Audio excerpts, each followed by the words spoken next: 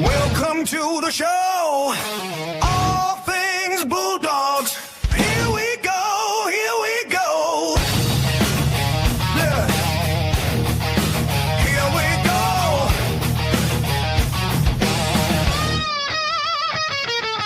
Blue and white pride. Bulldogs for life. Dog father here.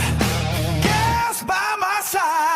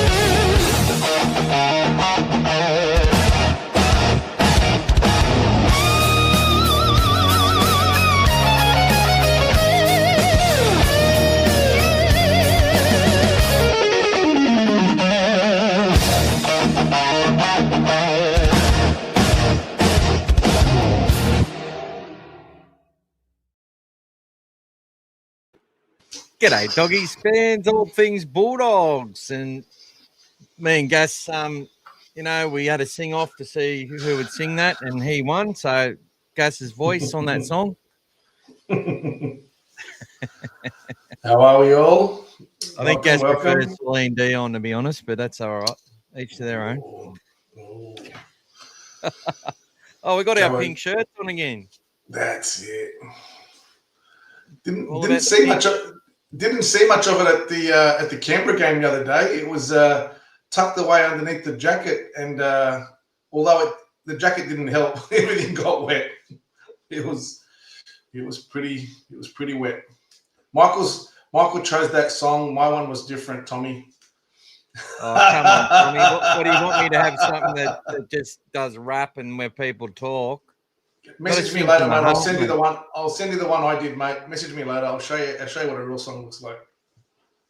Mate, that's what singing from the heart's about. I can tell you that right now. Honesty is the best policy, except for when you're hurting people's feelings, mate. But anyway, we will change our songs as we go because it's just a good little way for us to tidy up what we're doing and finish what we're talking about. Have a bit of a dance, get rid of some of the whatevers, the nerves. It's very nervous doing this podcast every week for the last, 3 or 4 years. It's been very nerving. Hey, Gus. Anyway, how you been, mate? What's happening?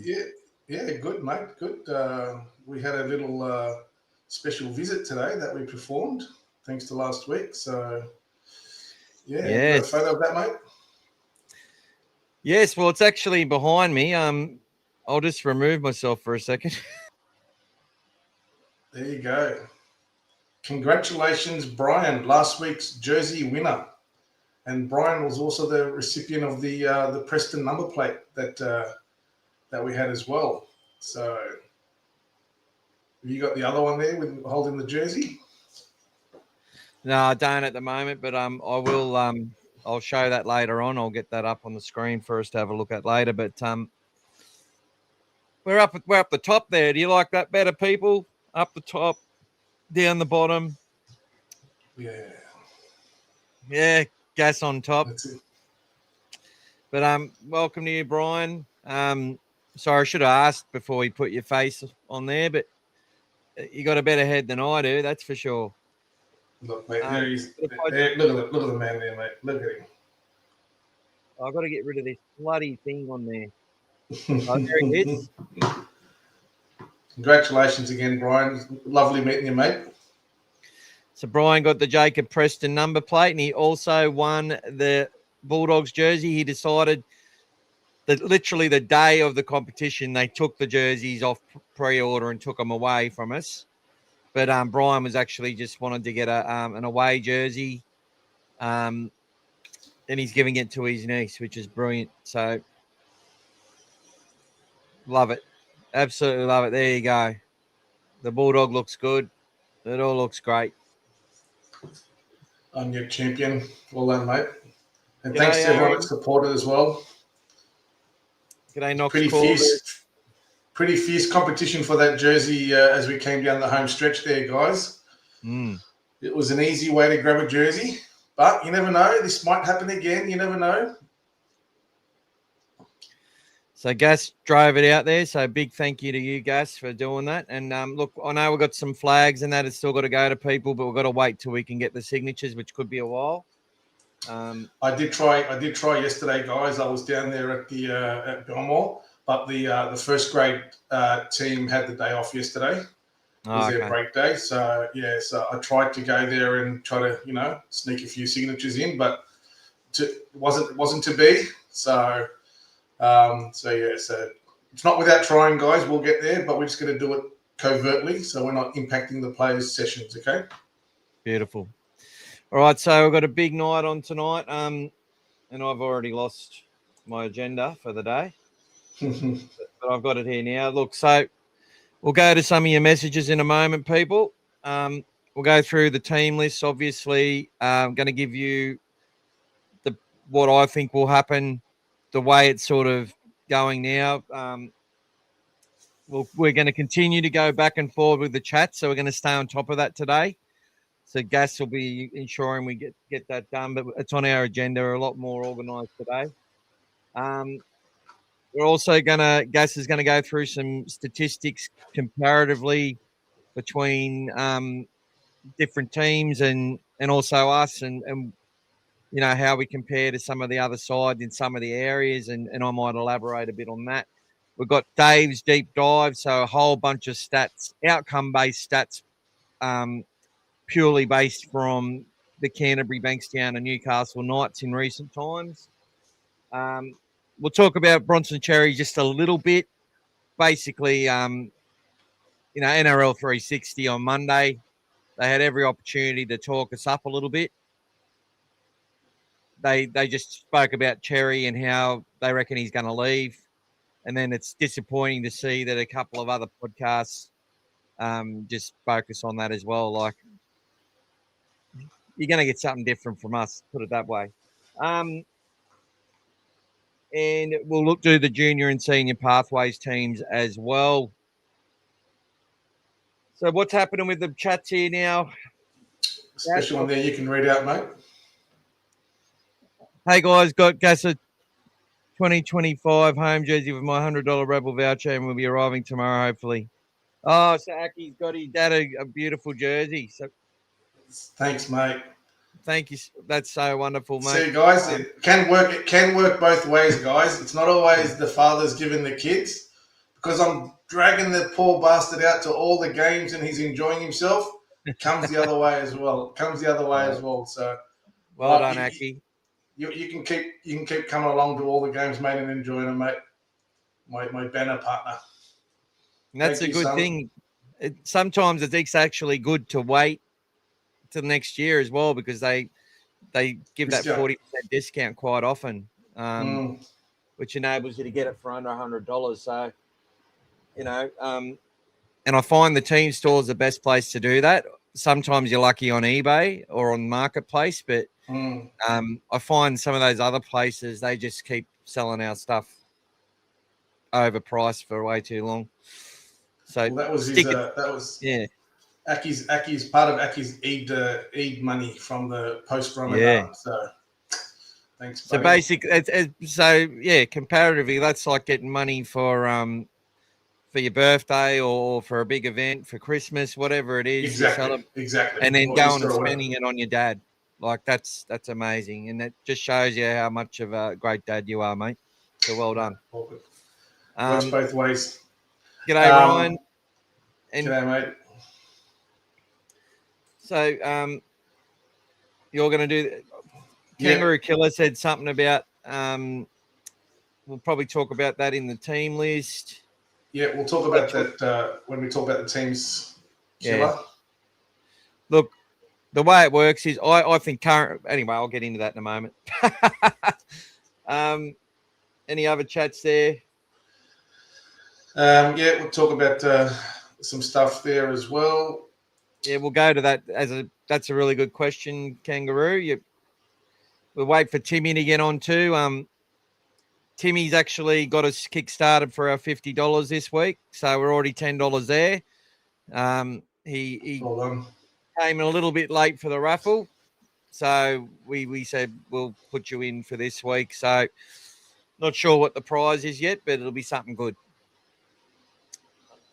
So whether that goes tonight or the next night, but just want to say big thank you. Had our biggest month ever, and obviously you showed us a lot of appreciation for everything that Gas has been doing, that I've been doing, the hours that we've been putting in, and it really makes us feel great. And we've got some great people out there who are literally almost sponsoring become sponsors of this podcast, which is so humbling, and made new friendships before that. And and anyone wants to get involved with Buy Me a Coffee, got a few members on there now, as well as people have just bought a coffee and whatever, or a few, or 5 or 6. Patreon as well, and we've also got Spotify. It's not monetized though, but it's there for people who want to listen to it. And I'm building this Facebook group exclusively for Bulldogs, for the people who pay those weekly amounts. And I'll also open it up to people who may not be a member, but they've also contributed a lot of super chats and stuff, because you're a big part of the community. And we will actually open it up, to regulars as much as we can. We want to keep it a small group where you can actually just get information all in the one-stop hub from us, and you don't have to go to other places, and it's just exclusive for us. And you can share that way. You can message me through there. You can message each other, and it's a place with no bullshit. Obviously, it's all about providing ideas and whatever else. If you want to go and get deep and meaningfuls about who the coach should sack and who we should, and all that sort of stuff, there's plenty of places to go for that. This will be a similar to this podcast sort of thing, if that makes sense. What's up next there, Gas? What's happening? Yeah, so mate, just Knox Corvus was saying that's why he joined. Appreciate the work. Brian had a question for us as well, and I think we spoke about this the other day in the review. But if Cherry's sort of playing on the left centre now, how come he's not playing on the right, basically? And I think we spoke about this as well. So yeah, great question, and I think you asked that as well, didn't you? Correct. Yeah. Yes, you didn't understand. Yes. Or you were like, why are we doing that? And well, I just thought for him to get back in the first grade, I thought he should be trying to play on the right and saying, hey, put me on the right so I can get used to this. So when the time comes, I want to be ready for the right. But guys, listen to the reason why. Yeah. I got sent a question today about these sort of things. And actually commented on the Kennel podcast, because they talked about, basically the media narrative. Cherry's going to leave in 3 weeks and just smashing him because he potentially made a mistake, that he asked for a release, all these things. Well, the club said that he didn't ask for a release. he probably in his circle was like, I'm gonna get a release, stuff this. Why are they pushing me out of the side? Blah blah blah blah blah. I'm on whatever it is. He's a human who's had a reaction to something. It means a lot to him. He wants to play for the Bulldogs. He wants to stay in that side, and it's broke his heart basically. Whether he's seeing reality or not, it doesn't matter. It doesn't mean that his reaction was right or correct. It just means that he's human, right? And the Dogs are managing it as they are. Matthew Tomoko, who he played against from the Raiders, is an international centre for New Zealand, has been the starting centre in that side for the last 3 years or 4 years at the Raiders. He played opposite Xerri, and it wasn't because he was coming back from injury. It's because someone else outperformed him and out-trained him and got the job. Now, he might have handled it better than Xerri. We're not worrying about that. But the same things are happening in other teams, but no one gives a shit. So to get to Brian's question, and it is a fair question, Xerri is still a massive part of our top 30. If you really look at it, we've got Jed Reardon, who's doing an amazing job playing in the centres, but he's come in as a back rower. We've had Sasai Latini, who's played a little bit of centre in the senior grades and in Massey last year, but basically in his own age group, he's an edge back rower, right? And he's trying to, our depth, we've got Rinakama injured, Kay Dykes injured. Now, they're all due back next week. Okay, so we'll talk about that. So our depth isn't that good. So, but the main reason is that Jed Reardon is the defensive centre in New South Wales Cup. He's not. He's been playing right edge. So Xerri, as someone who can play both sides on his ear, gets to go in, and he's obviously the most damaging attacking centre in that grade in our club, obviously. So you would put him back to left centre to strengthen that side, unless you had someone on that right edge that was better than him or not as strong defensively on the right. That's when you would consider it. But to give our team the ability to win, and they played really well against a very good team with a great back line.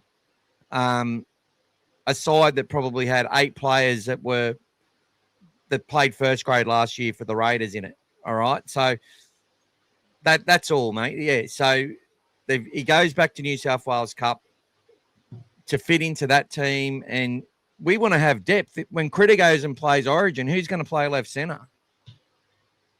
I'd say we want Bronson Xerri there. And Xerri's also now on that extended bench, which gives him that incentive. Okay, you can get your way back.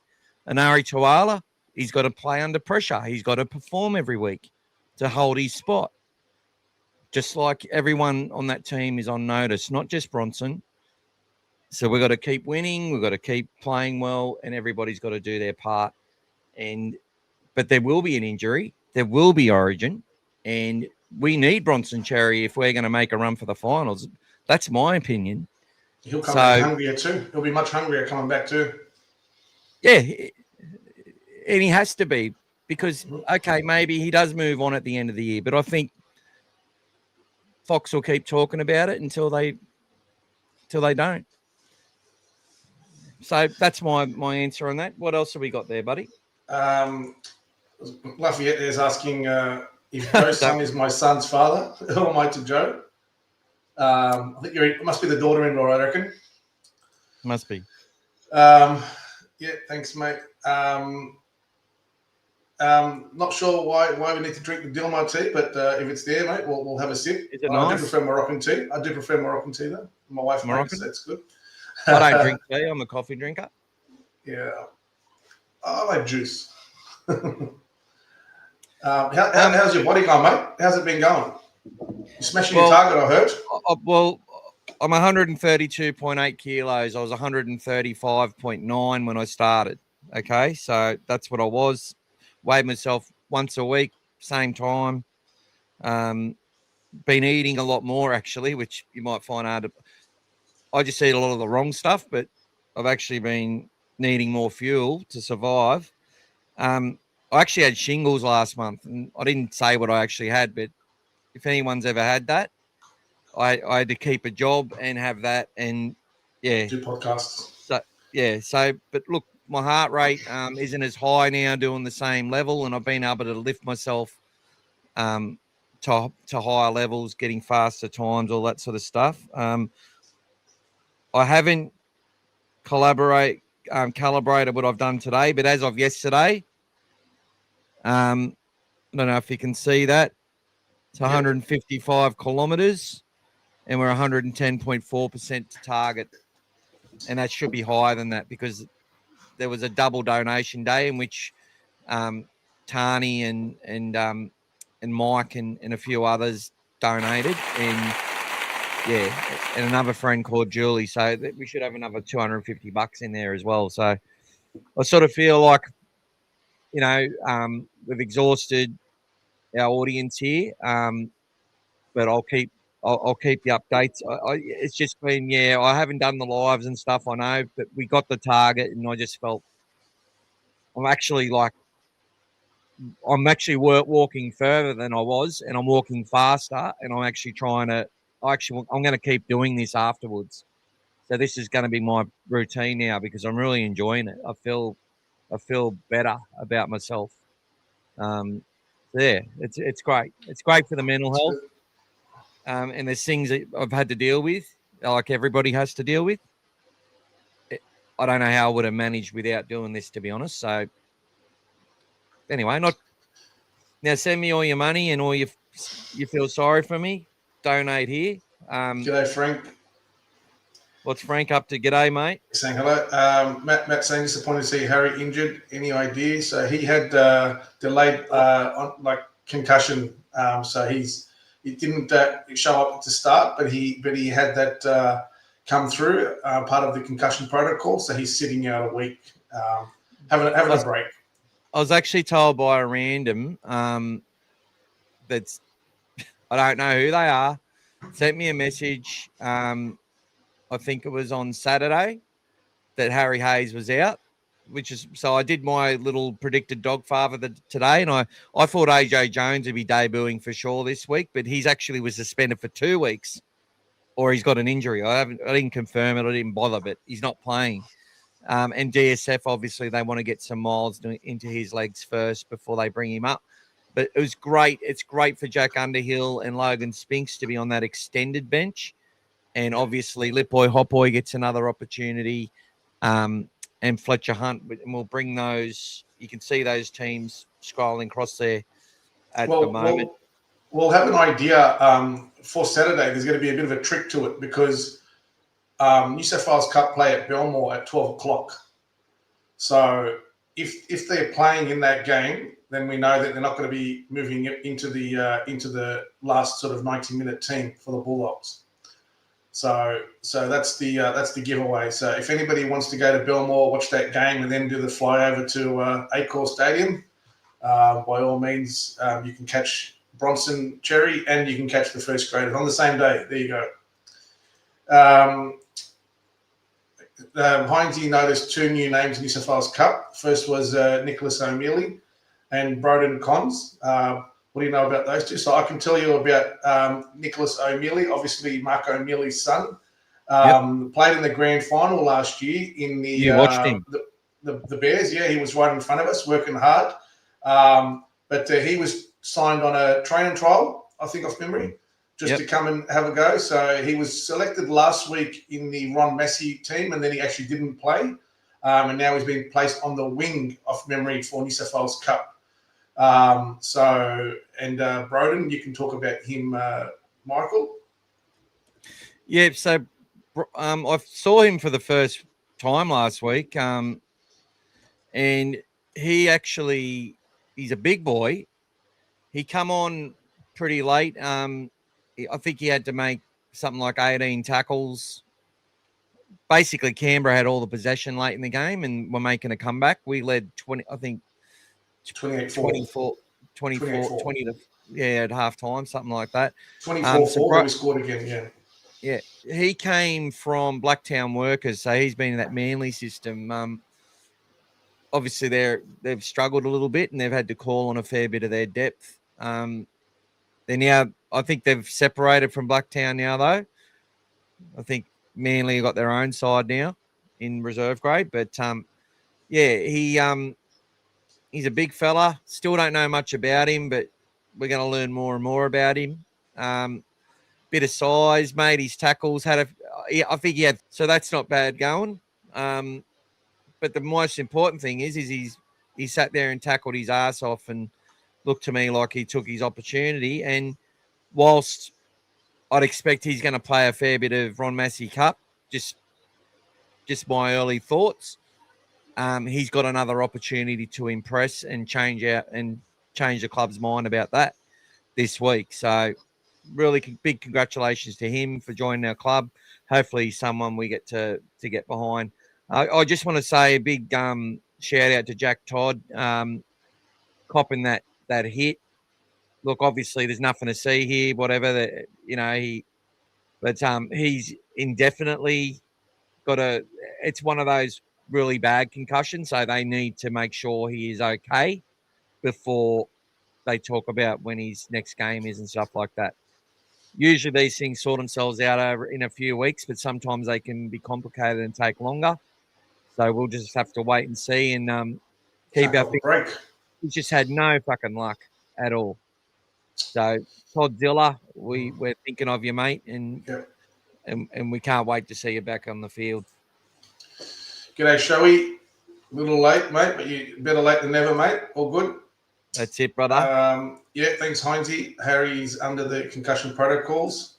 That's it. Welcome, big fella. Just a thought. Timoko hasn't played a game for the Raiders all season and plays right centre. Would you consider a swap deal or make a play for him? He's off contract.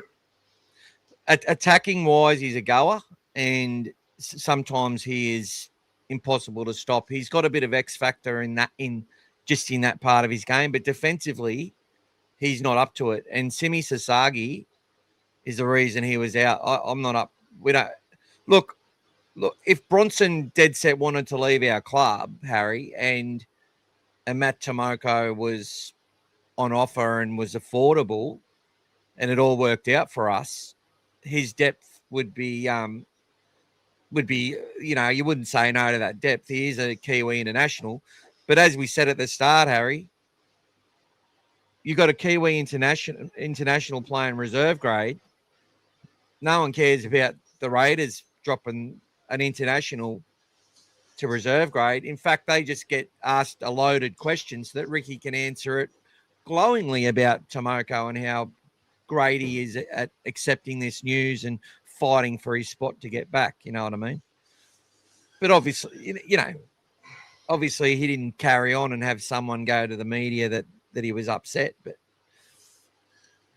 yeah, would you have him, mate? What do you think about him, Gas? Look, attacking wise, I agree. He's a talent. He does have that X factor about him. But I also think that anybody who comes to our system, if they've got the right attitude, I feel like Cirelda can train them up as well. So, good point. So, great point. Yeah. So as long as they fit into our culture, we can do the rest from there. It might take time, but I reckon that Cirelda can do it either way. Brian agrees in your answer in regards to what he asked earlier on Bronson Xerri playing on the right side. And Amir, we highlighted that the other day with regards to Carraz. That shoulder is still of a concern. You would have seen quite a few times he'd get the ball and he wasn't always taking that run up that he loves to do. He was giving that ball to Tracy and being very selective about when he sort of put that impact. So, look, even with basically 1.5 sort of arms, I still feel like he's our best option out there. He's still got that intimidation, still got that X factor with the offloads. Defensively, he was still strong. He just knows, kind of like our captain Critter did last year. Even though he was still out there, but he was injured, but he limited himself to what he knew he could manage, and that's why he allowed the other guys to do all those hit-ups. And Carraz is just doing that at the moment, just to get himself back into that mold. So we'll do a couple more chats and then we'll have a look at the team list, guys. Maddie, just thanking Heinzie for answering that question as well. Thank you. Hughes is also suspended. Correct. He played. I think Michael was mentioning 47 straight minutes in the New South Wales Cup game after playing the first 15 before he got basically smashed by Josh Papali'i or Papalia, whichever one you want to call it. So he's suspended for a week. We hope Underhill makes his debut. It's overdue, but we'll talk about all that in a moment. Just run through the cup ones. Good to see Fina Latu's having a running cup. We'll come into that team there as well. Looking forward to seeing him play. Good to see him play. Didn't play for New Zealand. No reason. Mikey boy. 100%. But they also, it's like Queensland, mate. They don't have as many people to pick from. So, and obviously, and he's played well for New Zealand too. Look, I'm not doubting him at all, but defensively, Bronson Xerri's got him covered. But attack-wise, I would have to say that Tomoko is the more aggressive and the more determined from what I've seen. So it's Gus actually made the perfect point to what I said, which was if he comes, Serrato can tune him. But guess what? I don't think there'll be any desire to get Matthew Tomoko in a swap deal for Xerri. I think both sides would just rather love the one they're with. But maybe next year we see what happens, I still think we're a bit light on in our depth in outside backs due to injuries and stuff. So it's not a bad idea. I just don't think there's any reality to it. That's just it could work, and I think we would make it work. I agree with Gas. It's a great idea. I actually don't disagree. Tuala's been a great underrated signing, and I don't even think he's got the full opportunity to show us what he's got as well. So now, now's the time for him to start to show a bit of that talent that he's got and that speed. Tomoko is an LD turnstile. Yep. Sometimes. Good evening, Lucas.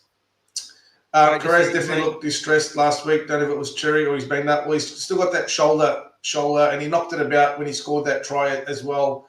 Even before that in Vegas, you could see he was wincing in pain when he sort of landed on it as well. Carraz will be out this week. Senna moves to wing. Brendan Senna, Gavin to 5'8", Sullivan half. It's not happening, brother. I don't think they're going to change all of that for one player. So Carraz is actually playing, guys. Gus said he was sweet to go on Sunday, and he said it again today. So he actually said, I gave Jacob a call, and I said, are you all good? And he said, no, he said, are you all sweet? And he said, I'm good. Yeah. There you go. And then Gus answered the question again today. He's right to go, all systems moving forward. So to me, that means he's about 90% right. And last one before we get into the team. So Shoei's Burden's never played on the right side of his life. Won't be happening unless they switch Critter back to the left or back to the right. Probably you guessing there. Put the comments. I can't put the comments back up, buddy, because it's in front of our team lists. But what I'll do is I'll change us around, make us smaller. There you go. There you go. All right, team list Tuesday, guys. Let's have a look. Let's go to it. All right, so obviously it's the same back line for us people.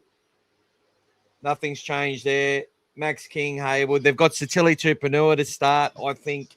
I believe Josh Curran will start the match. I believe Lipoi Hopwood might start. Or Lipoi Hopoi. Yes. Hard to know. But any three could start. It wouldn't be surprising. Lipoi's been playing well. But I will say that Kurt Mann, Josh Curran, Lipoi Hopoi, and the other ones named to start are all playing this match. Okay? Number 17, Sean O'Sullivan. He's a chance to play. I think Sewer's a chance to play if we get an injury during either the warm-ups or in the lead up to the weekend, or during the game and things aren't going that well. He could come in.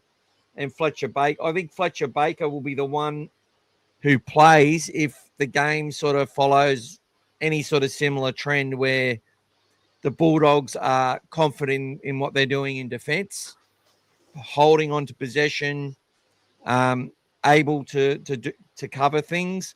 Where Kurt Mann will come in and maybe give Bailey Hayward a break if he's had to do a fair bit of defence or gets tired. But if it's a situation where one of those players goes down, a Bailey Hayward or something like that, I think Sean O'Sullivan comes straight in. If Burton gets injured, Sean O'Sullivan comes in, Fletcher Baker likely to miss out. So those first three, I think if you look at our list every week, if everyone's fit from 1 to 16, those are the players that are going to play the game. And then the other ones is going to depend on how the game is flowing. And so it's basically now a 16-man like a 16-man team. And then we choose out of 3 other players based on what's happening on the day. In the last 20 minutes, usually. They usually decide the last 20, 25 minutes.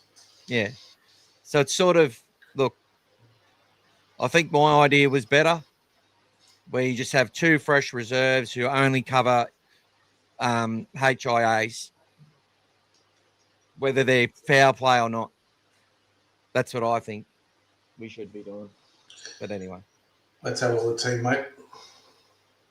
Other team, you can read it out, buddy, and I'll stop you if I want to talk about them. All right, so at fullback, we've got Connor Tracy and Fletcher Hunt. Carraz against Dominic Young, Tawala and Dane Gagai. So I thought Dane Gagai was very lucky to play in this game.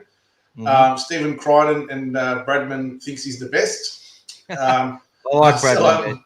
Marcelo Montoya and Greg Marzu. Mm-hmm. Matty Burton and Fletcher Sharp has been named again this week, although last week he pulled out late, but he's still been named again. Lockie Galvin and Sandon Smith, the bell of the sevens. Max King and Cy Feedy, the captain. Bailey Hayward and Phoenix Crossland. Big rampaging Satili Tupanua and Tyson Frizzell. Tyson in his 35th season, Frizzell. Viliami Kikau and Dylan Lucas. Jacob, the most consistent defender in rugby league, Preston and Jermaine McEwen. Very underrated, Jermaine McEwen. Someone we've got to watch. He's aggressive, he's awkward, and he's tough. Jamin, the link to the back salmon, and Matty Croker, Mr. Reliable. Matt Croker's been hitting harder than I've ever seen him hit. And then where it all comes down to, guys, the bench. Kurt Mann and Thomas Cant, Josh Curran, Pasini Sulo. Otherwise known as Satili's kid. Nice hairstyle too. Satili absolutely smashed Pasimi in that last game. In that trial. Oh, yeah. That trial. was, I remember calling that. That was amazing. Lipboy Hopboy and Cody Hopwood. And Sean O'Sullivan and Francis Manuelia. And we've got Manolua. And then we got Jonathan Sewer and Tyson. He's going to have a gamble. Fletcher, the Cook Baker, and Harrison Graham. Harrison Graham, very good player. Very good player, this kid.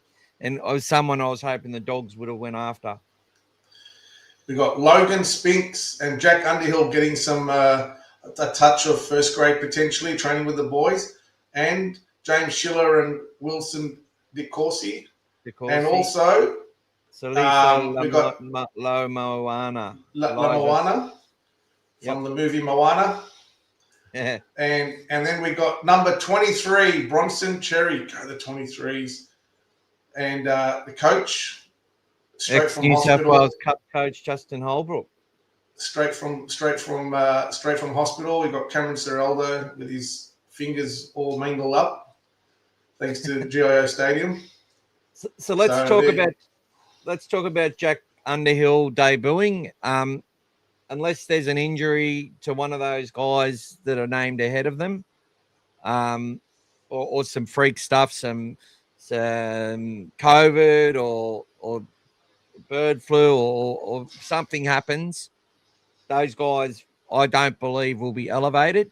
And the reason I say that, what I would like to see is if anyone in the audience has been watching New South Wales Cup or anything like that, tell me how they think these players have been going and why they need to come into our side right now.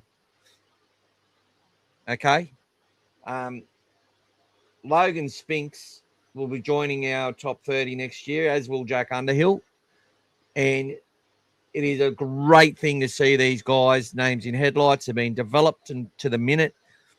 And they're being developed in the hope and knowledge that they are going to be Canterbury Bankstown Bulldogs for quite a long time.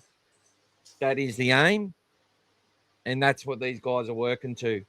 I don't believe they will play this week because I think the options named ahead of them have performed better in that grade, including Lipoi Hopoi and everyone else above. So Fletcher Baker, I was really impressed with last week. He played 2 stints and 4 offloads. So it brings that point of difference for us to have that. That's now that remember when we had Maxi King offloading after Paul Vaughan's hit-ups? I'm sort of hoping to see that come back to fruition again. Maxi after Leo and Leo after Maxi. And if those guys are on duties or have a little injury or need a week off, Fletcher Baker can come in and DSF can come in and we can keep that sort of same thing flowing. But I think that Lipoi or Curran will start this week. I really do, but I don't know. It may not happen. I just don't think we're effective. It's the same. I think we're more effective if Satilli and Mann are on the bench, in my opinion. Yeah. So, I'll leave that one with you. What? Yeah.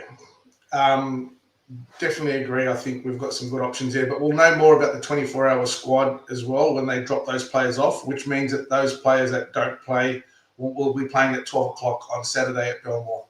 So we'll have a look at that. G'day, Timmy. Welcome. Timmy's nominating Critter to be excellent and the best on the day. And Heinzie saying, can you imagine if you had a player with the last name as a worst instead of the Bradman best, Bradman worst, for example? That would have been slack, but it's probably out there. We better put on an attacking clinic in this game. Sick of heart attack games. Yeah, it's just been the way it is, tight field, desperate teams. And look, guys, we were coming first last year, then we finished third. We've got a big X on us, guys. Everybody wants a piece of the Bulldogs. So when the people come and play us, they're lifting. You can see everyone's lifting. Everybody wants to play well against us. It's just the way it is. So we have to be ready for that all year. We've got that big target. We've got that name. Everyone's talking Bulldogs all the time. We're straight away up to third, So it's a challenge for us every game. People are going to lift. So we just have to be ready for that. But I think the team's been prepared really well. What did we say in the preseason? We are the hunted now. We're no longer the hunter. Correct. Gone are the days where we came under the radar. People weren't sure. Now everyone's expecting us to be up there, and we're playing that way, guys. We actually are playing that way. So, we haven't even played to our best. We've done enough, and we're still winning. So that's dynamite in itself. Bronson probably will be playing in the centres for the New South Wales Cup. So he's just been put on the 23 there, but probably drop off on Friday at 3 o'clock in the 24-hour squad. Brian's welcoming Tim. Yep. Less than 24s will be disappointing. So, look, whatever it takes to win, guys. It is what it is. And we finally learned how to win in the wet and on a Thursday, guys. Yes. After a bye on an away. So we've lost 7 in a row before that. So whatever it is they threw at us, we took care of all of them, guys. Nobody was, nobody who wanted, the the result was tipping us. Everybody was thinking that the Raiders were just going to do the job, especially backing up after a big loss. They thought they'd bounce back. So, and we only had one game. It's so far behind that people forgot all about that game in Vegas. So it was a good result. Is everybody ready for some stats?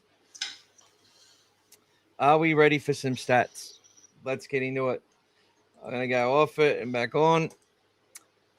Bulldogs versus Knights historical stats. After the 66 win to the Knights in 2023, Newcastle backed it up in round 24 of that year with a 42-4 win.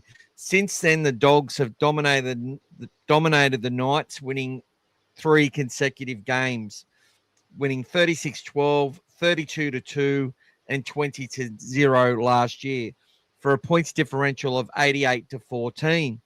The Knights have not scored a try against the Dogs for over 161 minutes of game time, and if you add the trial to that, it's 241 minutes. 41.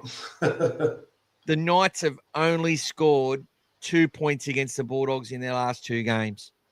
The Knights have only scored 2 tries in the last 3 games against the Bulldogs. So there you go. We've got a bit of a wood on them. The Knights against the Bulldogs have spent 954 days in the bin, and with this being the only matchup of 2026, it could be a very long wait for the Knights to see any light at the top of the bin lid. And in the last 4 meetings, a total of 7 players have been sent to the sin bin in Bulldogs-Knights matches. That's a fair bit. At least 1 in every game. In the last 4 matches, there's been a sin bin, and 7 over the last 4. In the last 5 meetings, every game has gone over 13 plus. In the last 7 games, the lowest winning total was 10 points. And Stephen Crichton, as a Bulldog and as a captain, has not lost to the Knights. In fact, his overall career record against the Newcastle Knights is 7-0 with just the 1 draw. Obviously, that draw was at the Panthers. So we've got one more bit of stats here. Individual records for the Bulldogs versus Knights. Cam Serrato has a 3-2 winning record over the Knights as a coach. Callum Ponga has scored only 1 try in his career for the Knights against the Bulldogs, and he won't be adding to that total because he's not playing. So in 9 matches, he's only ever got the 1 try against us.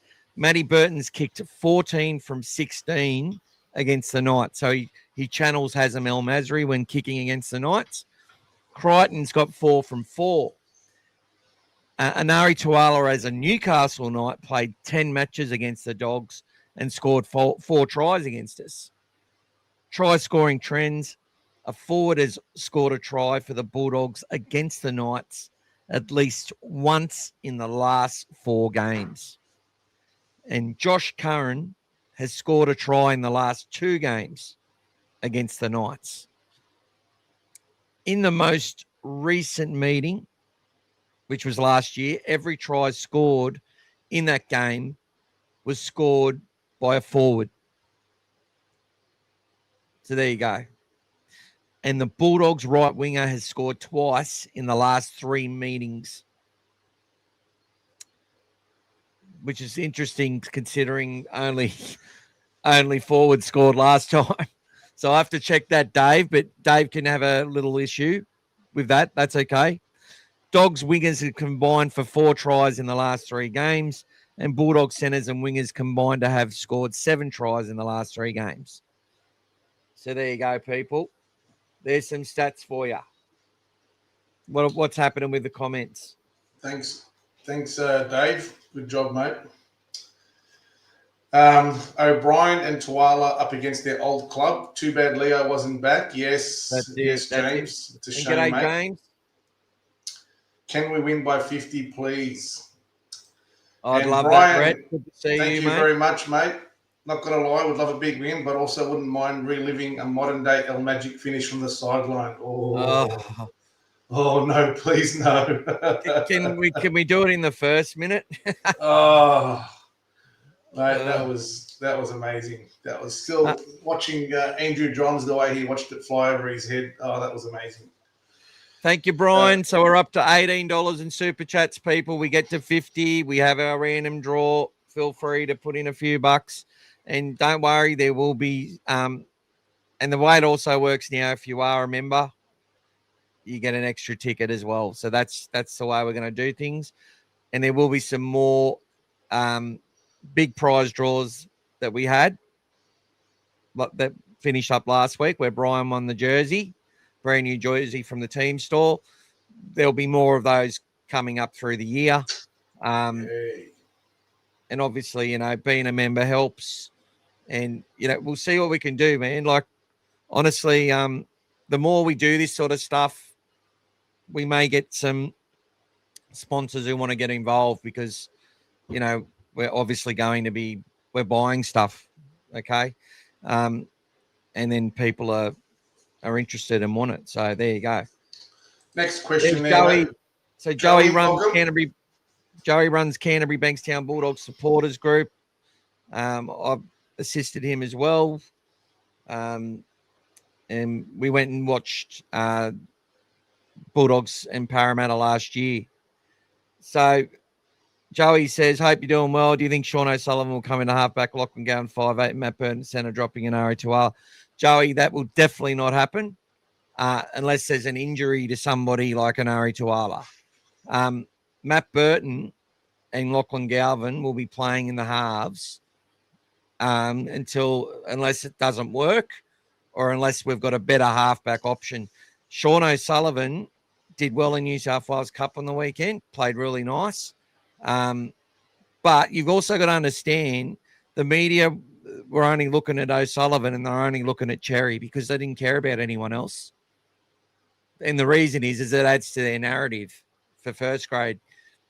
Galvin was a little bit injured last week, like was on a drip for 3 days. So yeah, that's not going to happen unless there's injuries and we're forced into it. Sean O'Sullivan will be there as cover, and as in my opinion, the 17th player. If like Bailey Hayward gets an injury or one of the halves gets an injury or something like that, or Anari Tuala gets injured and they go, okay, we're going to shift Burton to centre and put O'Sullivan in, or are we going to put Jonathan Sewer straight in? Like that'll be up to the coach. So, look, I think I don't think they're going to just go out there. We're going to rotate these first four blokes and have O'Sullivan sort of rotate with Hayward and then just have Mann and Salmon doing their thing. Salmon's been building his minutes. He played 56 minutes last week. Mann played 37, and Mann spent a little bit of time at dummy half while Bailey had a rest. And I think that's how they're going to continue to do things. You just need to watch what they do. And look, I tried putting out a predicted team list today. I thought AJ Jones was back. I thought DSF might come straight in, but a few surprises there. And I think everyone named deserves their opportunity in the order that they've named it.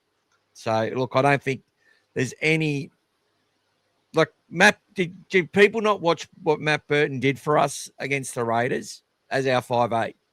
I just asked that question. Go back and tell me what he didn't do. And the 2 tries we scored, Matt Burton was a huge part of it as well. Even though we scored on the right, he started moving left through that middle one. He did he did it twice actually. So that space opened up with Hayward because Burton started to shift left and they all followed him. It spread them apart. And this is what we said on the weekend straight away. This is a Melbourne Storm move. You know, Billy went and showed it later, but it was obvious. We've seen Billy do that a million times with Cameron Smith. We watched it happen against New South Wales, against Queensland, against the Bulldogs. They did those moves in different times. They stripping us apart, right? So what happens is Matt Burton. Why do you think Matt Burton was so excited when that try was scored? Because they all did the thing that they've been working on, and they just nailed a Melbourne Storm move against a team they knew were going to fucking fall for it. They were ecstatic about what they did. And that is the evolution of our attack, right?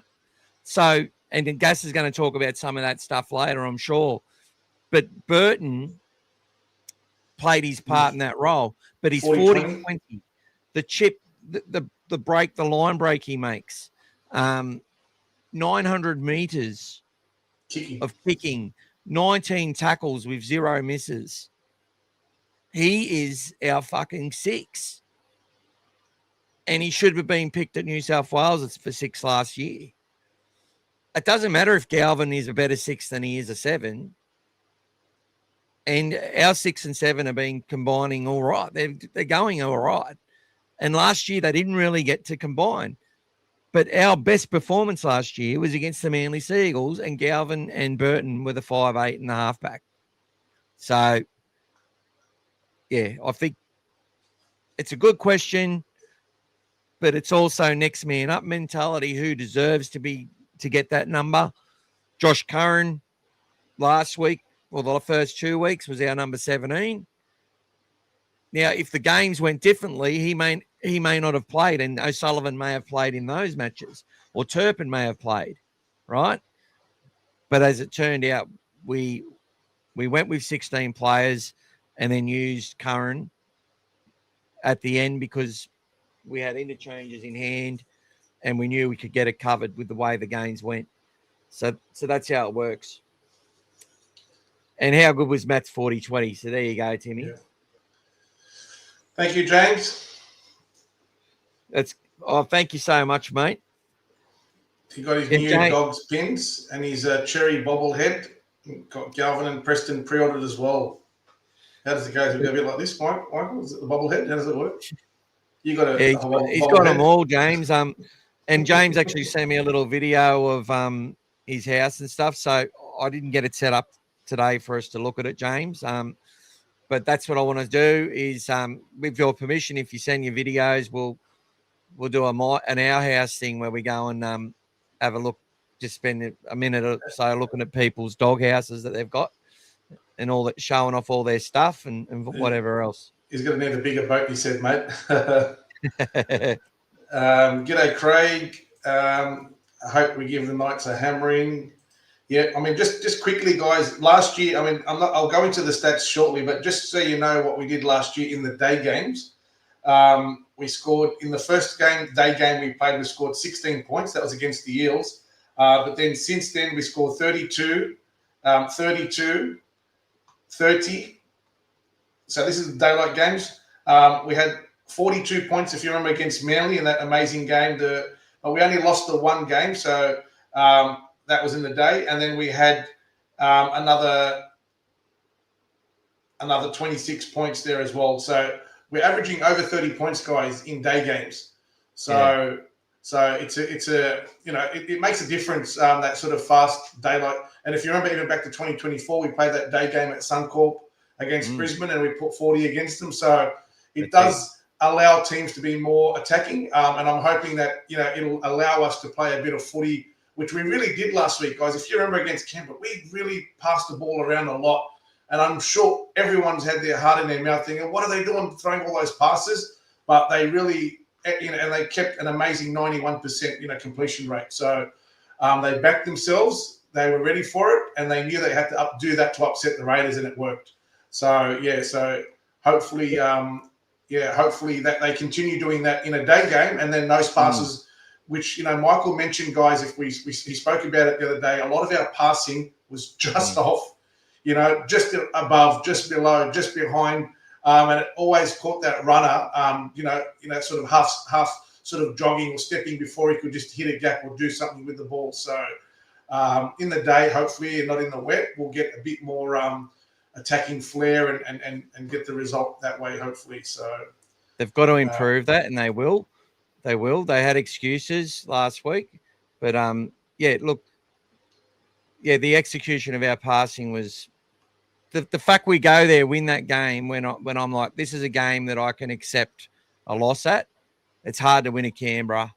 It's off that big break, the stuff that went wrong, and we win in another close game and hold on away from home, and to do it across all grades except Ron Massey and Sydney Shield was a phenomenal effort. So proud of the club last week. as I'm proud every week. But I just want to go to Harry here before you keep going on with some of that stuff. With all the injury concern Karaz is under, there's no way he plays this week. Rest him up, still will do the job. I'm just going to give you something I 100% know. And if you would ever have a conversation with Cameron Serrato, he may tell you this. He didn't tell me this, but I'm telling you this is how it works, right? And I know this to be a fact.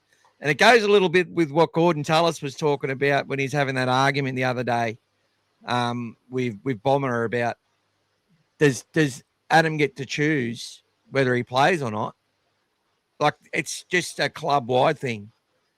You know, you don't just you rest a player for finals if you know you've got things set and whatever else.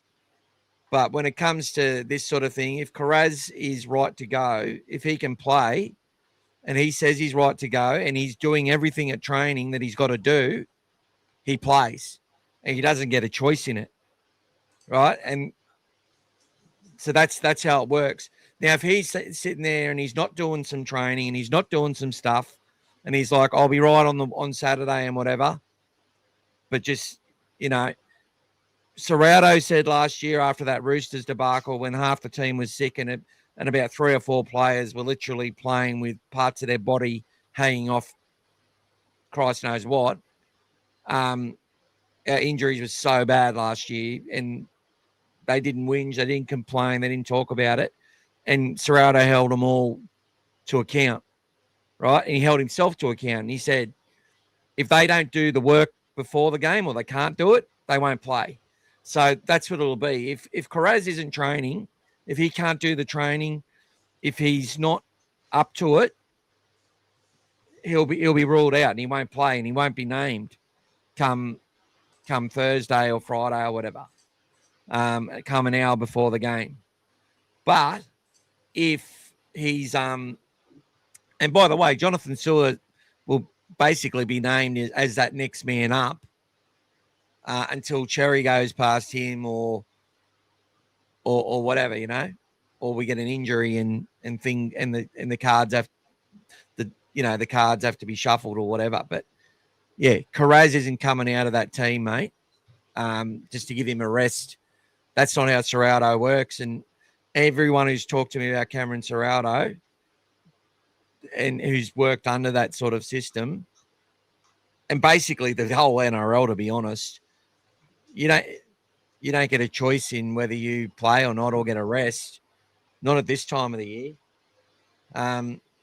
So that's why Gordy was actually when Gordy was having that fight, he was just talking about the perception test, the perception of it, the lens of it, mainly from other players as well, probably, not just the fans, more so from a player's point of view, because all players know that, you know, you don't give yourself a rest and you do everything you can to be there for next week, and especially when you're captain. It makes sense. But we also know the other side of the fact that Adam Reynolds doesn't play a full season and they'd rather have him right for the end of the year. So maybe he's a little bit different than just having him around the camp. He doesn't have to play. You know, he didn't play last week against Melbourne. They won. So there you go. They all stood up. So, yeah, Jacob Karaz, if he is not right to play, he'll be ruled out. It's not about getting fully right and then bringing back. That's Jacob wouldn't want that to happen, and I doubt Serrato would allow it. So it's all about whether he's completing the pre-work and doing all the stuff that he's got to do. And as Gus alluded to, he's 100% ready and right to go. And Jacob fucking loves to play Newcastle. He was at that club, and there's something that happened there, I'm sure. I think he's had some massive games against the Knights. He wants to play. Don't you worry about that. Yeah. Just keep moving through. So Timmy, agree with what I said. Teams are looking forward to playing us. Tonight's were humbled at home by the Wars last week. Yes, they were.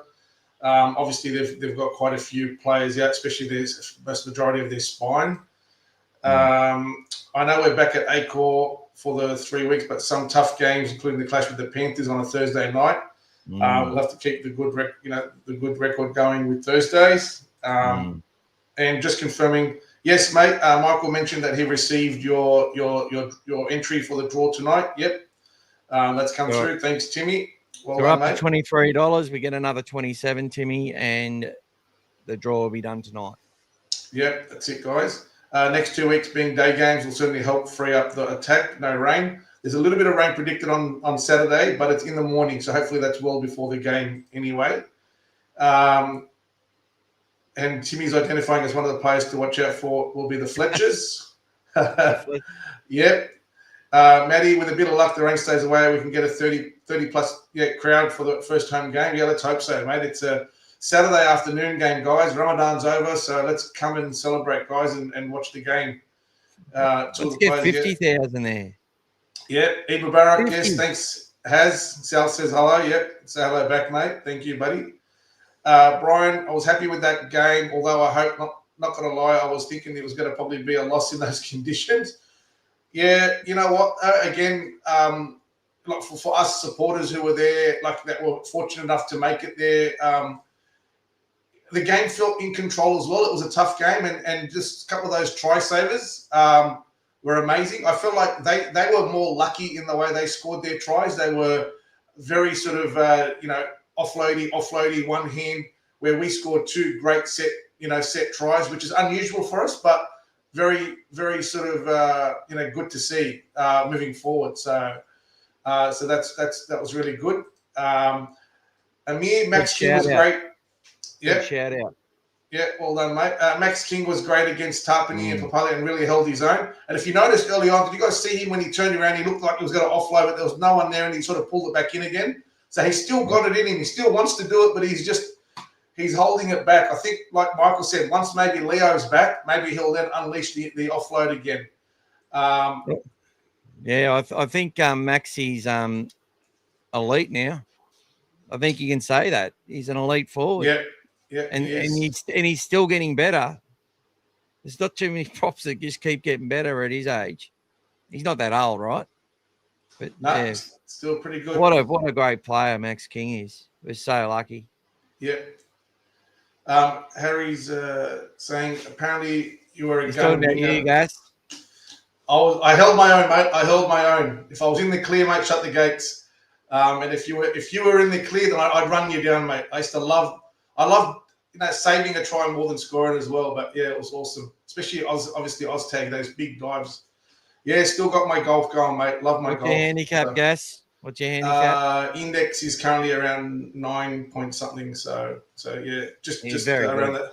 It's good fun. Golf is good fun. Always bounces around. What do you think of the performance of the Bulldogs so far? How can we improve? I'll get into my stats shortly after this last comment by Timmy, and then you can have a look and see about what you think about our performance so far. Timmy, my mum and I will be there on Saturday. Hope to catch up. Yeah, mate, come and see us. We'll be in the kennel, guys. Look for the banner. We'll be in the usual, I think it's 110, and then my usual spot. Come and see us there. The first one in that row of banners. Come and say hello. So I'm going to get into a few stats, guys, just so you can understand a few things. And if there's anything that you're not sure about, I'll get Michael to also give a bit of an explanation. So I just mentioned earlier that we've played 8-day games last year, and we won 7 of them. And the only one we lost was against the Tigers. And if I remember correctly, that was a day where it was a bit wet as well against the Tigers. That was in round 22. So basically, 7 wins from 8 in the day games. Now, when it comes to support play, guys, so support play, in 2025, we came first in support play in the NRL. So we were averaging 60.6 times per game on average, guys. That was number 1. So far this year, I know we've only got a small sample size, 2 games. So far this year, we're coming second. So we're averaging 70.2. So we're up 10 times more. And guess who is coming first in support play, guys? The Warriors. So think about all these things I'm telling you, and think about where these teams are coming on the table. So some of these stats are not a coincidence, right? So we're coming basically second behind the Warriors on support play. Now, when it comes to all run meters, in 2026 so far, we're coming first on average in all run meters. We've done, 2,023 meters a game, guys. Okay. When it comes to the kick return meters, in 2026, we're coming first in kick return meters, averaging 260 meters per game. Now, to give you an example, last year we finished second in kick return meters. And who finished first? Penrith. Mhm. So again, all the teams that are up there, basically, even though Penrith was slightly outside, we know that their slow start hurt them last year, but when they came good, they were the form team leading into the back of the season.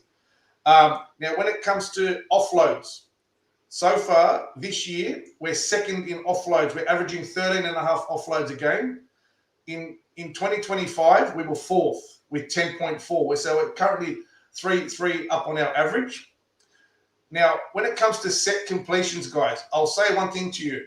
Listen to the top 4 teams in set completions for this year. The Storm at 85.9. The Bulldogs also 85.9. The Warriors 85.2. And the Panthers 81.2. Now, are they not the top 4 teams currently at the moment? So completions correlate wins, guys. So there's the top 4 teams, and there's your top 4 completions. And last year we were 9th. And last year we were 8th with 79.2%. 8th with 79.2%. So we've moved up so far, but it's only been 2 games, I understand. But still, 2 or 3 games so far, we're still holding our averages or improving, guys. That's the thing to look for. All right, so I'm just gonna chime in here quickly before we go back. Go for it. Because we have high set completion and because we've had high possession, we are going to dominate stats like this because we're going to get more offloads because you got more ball. We're going to get anything to do with having the ball, we're going to do well in it. Okay? And it's all relative. All I'll say is that the Panthers' set completion this year is a bit it's actually identical right now to what it was last year overall, except they've hit the ground running. They're probably throwing a little bit more ball because they've been getting ahead on the scoreboard and they've been allowed to go a little bit, what should I say? They've been allowed to test things a little bit more and have a bit more fun out there, which means that they've then had their completion drop down a little bit. Second, a lot of winning sides over competitions, it hovers around that 79 to 80% because they throw a bit more at their opposition. But when it comes to possession, apart from the Roosters in their back-to-back, teams who hold the ball win comps. And as Gas is pointing out, it's only early, but we're holding the ball and we've had 2 close wins. So we have literally earned everything, and that's put out the teams we've played under pressure. And from my opinion, I felt we have looked like we have been the more team that's been in control in those first 2 matches, even though they've been quite close. Yep. All right, so what are we moving on to now? Post-contact? Yeah, so post-contact meters, guys. In 2025, we were 15th. We only averaged 526 meters per game last year. So far this year, we've moved up to 6th, and we've gone up to 601 per game. So last year, all the way down at 15th there, guys. So there you go there, 15th. And then this year, 2026, we've jumped up to 6th with a lot better post-contact as well. So that's a big improvement. Now, another big one, guys, is decoy runs. Now, last year, in 2025, and last year we came dead last. Yep. We were last in decoy runs. Look at that down the bottom there. 41.5. Now, highest obviously, in supports, but lowest in decoy runs. Interesting. That's right. Okay. So obviously that's something that potentially Adam O'Brien might be working on as the attacking coach. So if you go to 2026 and have a look at decoys, we've now moved up to 4th with 61.5. So that's a huge increase in decoy runs. So that's obviously a shift in the way that we're playing. Yeah. So these are all little things I'm just pointing out, guys, to show that where everyone's talking about our attack and what we're doing, all these little things, as they grow and the season goes on, they actually keep us, they keep improving, and they start to show the difference. And it's showing the difference in style, the way that we're playing, by these results already. Now, when it comes to receipts, guys, all receipts, so every pass, everything that we throw, last year, we finished second last year to the Panthers. So we averaged 458. You can see there, 458.2. Now, if you move forward to this year, although it's only 2 games, but still, we're now moved into first, and we've jumped up to 503. So again, that tells us, with the control of the possession, you're passing the ball more. But for us, you can see that the difference there. We've jumped up, and we're keeping that ball in play. Even in the wet the other day, guys, the ball was in play. We kept those passes going. So that's a massive sort of turnaround so far. It'll be interesting to see in a nice sort of day game with a bit of attacking stats. Hopefully, it doesn't come at the expense of a little bit of drop ball. Hopefully, they can still be clinical in their execution and put a good score together. But the thing that we have to do first, guys, before we start doing anything, is we have, if you've noticed in a lot of games, most of the teams have been pretty tight early on, and then they've gone with it. If you remember the Raiders and the Warriors 6-all, then they ended up smashing them. There's a lot of games that have been tight, and then even the Dolphins against the Sharks, we need to earn the right to play the footy, guys. We can't just go out there expecting to win by 30 and throw the ball around and then get into a tussle. We need to earn the right to play that game. And I think what we're doing now with our completions is to get that all locked in, play your game, play the style, burden, kick the ball down, wear the opposition out, and when the opportunity presents itself, we've got those chances, we score a few tries. So that's going to be the game plan from there. But you can see the kick meters as well, guys. Huge. Only 2 games played, but we've had obviously altitude in the first game, and both of us and the Dragons kicked a lot in that game. So as well as Burton Atkinson was very strong there. What I just want to highlight with this kick stuff here, and the Dragons at number 2, they've basically they've got Atkinson to that side because they identify that he can boot the footy a long way, and that's going to help with them. Now, while they've lost 3 games, they've had the opportunities to win all 3 of them. They've kept themselves in the game, and I wouldn't say they're the same as last year as all. I think they're trying to evolve their game to be a bit more like the Bulldogs than the Dragons, that the way they were playing. So you can see this sides. Mitchell Moses 5th, Nathan Cleary 4th, and they've got Tanner Boyd, what's his nickname now, Tanner Johns. He's playing him remarkable. Well, he's pushed Metcalf into 5'8" now. He's kept his spot. Well, Metcalf is a 5'8". Yeah, but he was halfback last year. So but remember though how they were saying he's a 5'8" and he will never be a halfback because they thought, the Warriors had one good season. They won't. They'll be gone now. No, they look like a top team because they had a kid who's a real talent and a better 5'8" playing halfback because he was the best halfback in the club at the time, and then built confidence in this Tanner Boyd in New South Wales Cup to the point now that he's thriving. So they're a dangerous team, the Warriors. God forbid anyone changes their 6 and 7 and does it without a bit of noise, mate. Oh,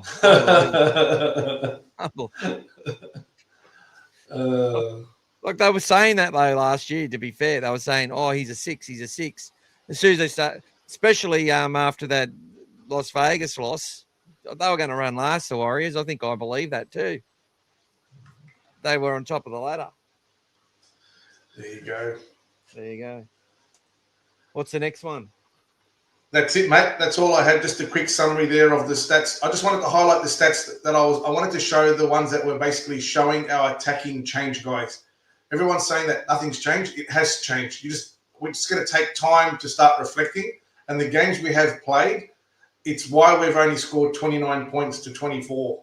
it's the only reason why that's happened. So the next 2 weeks, we'll start to see a bit of attacking play.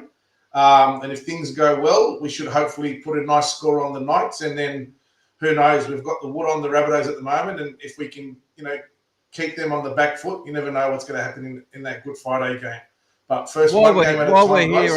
While we're here, I'll just throw in a couple of others. Penalties conceded. Roosters 7.7. It's been a common thing for the last 5 years. Throwing away possession and poor discipline. Who's the best? They're the best at giving away penalties. Yeah. And they're the worst, but who's the best? They won 2 comps. They won 2 comps at it, right? They won 2 comps at it. Then they got brought in the 6 again, and they haven't evolved their game, which is why they've struggled to. Their best result since winning comps was when Kyle Flanagan was their halfback. That's the truth. Although they did, I think they finally made a prelim 2 years ago, did they? Or the best 3 sides are the most disciplined sides: the Panthers, the Bulldogs, and the Warriors so far this year. The most disciplined. Top three. Once Once again, guys, no coincidence. All these stats, guys, no coincidence.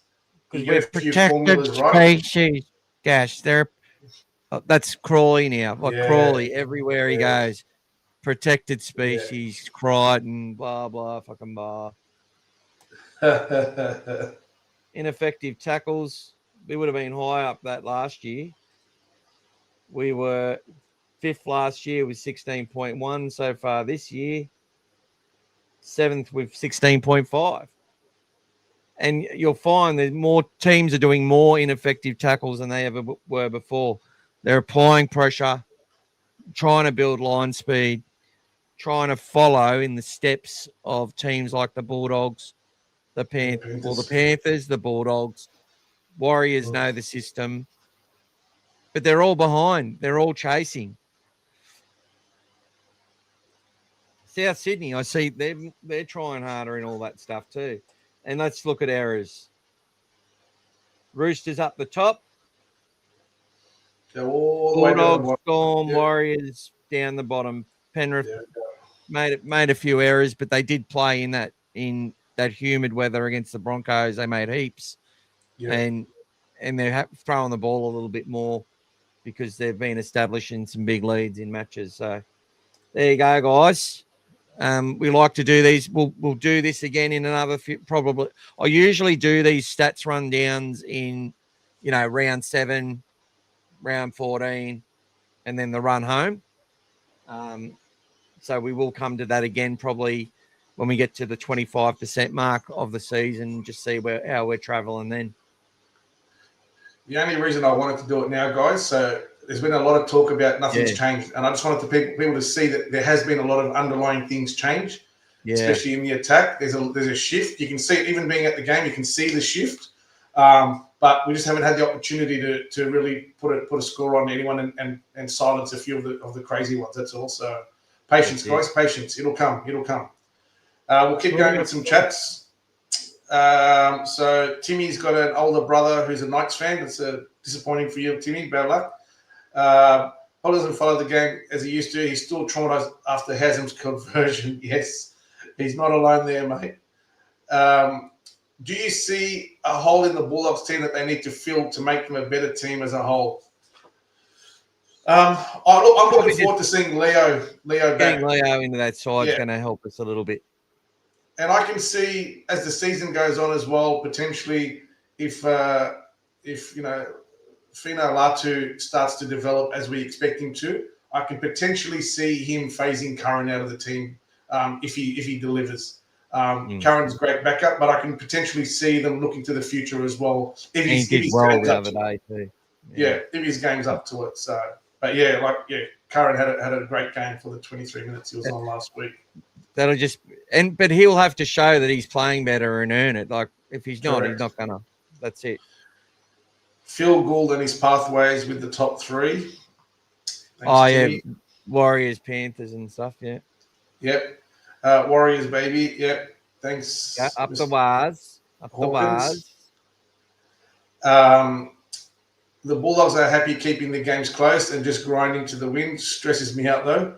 Look, what they do whatever it takes to win, guys. Like, I love the patience. In the old days, it was hard to keep that patience. Somebody always lost control and tried to do something silly. But I like the fact that they've kept that patience and kept grinding, and they've got an amazing belief now between each other that they can still win any game. So for them, where it's going to change is potentially in 2 weeks when we, hopefully have some good results, play Penrith. If we can get a result against Penrith, that'll really shift their feeling and keep them growing. That's going to be for them. I'd love to see both of us undefeated coming into that game. How good would that be? That would be a game worthy of a grand final straight away. And so look, it's a funny thing too, Gas. It's like because Penrith have lost close games to teams like Para we've got like all their troops on the paddock and stuff. They've gone toe to toe with sides that have played a similar style and lost in some close matches throughout their four-peat.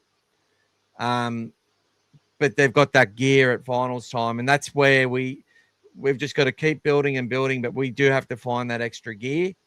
And I felt that we're not far off, and we might get there, right? It's looking good at the moment for me. That's it. Keep building, mate. After these next 2 games, we'll know exactly where we stand, guys. Adam O'Brien might not have done great as a head coach, but everywhere he's been as an assistant coach, the teams have done well. So let's hope that trend continues, guys. Timmy's asking, was it correct Berto has kicked? Yes, against that was the stat that Dave got, mate. I'm not going to argue with him.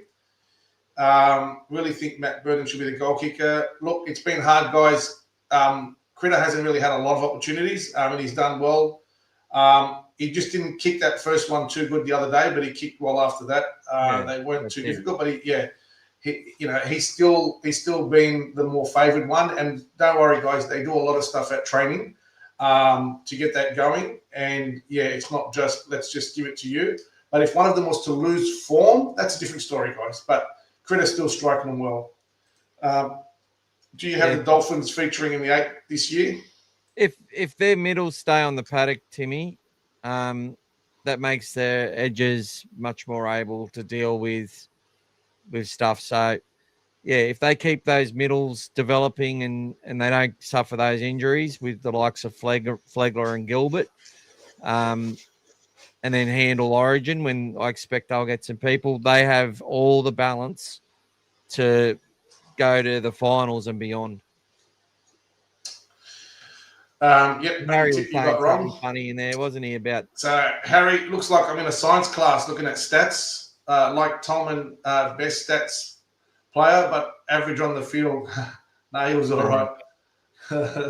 Harry, we're not the stats place. We talk about stats to give people context, understanding of how we're playing. Stats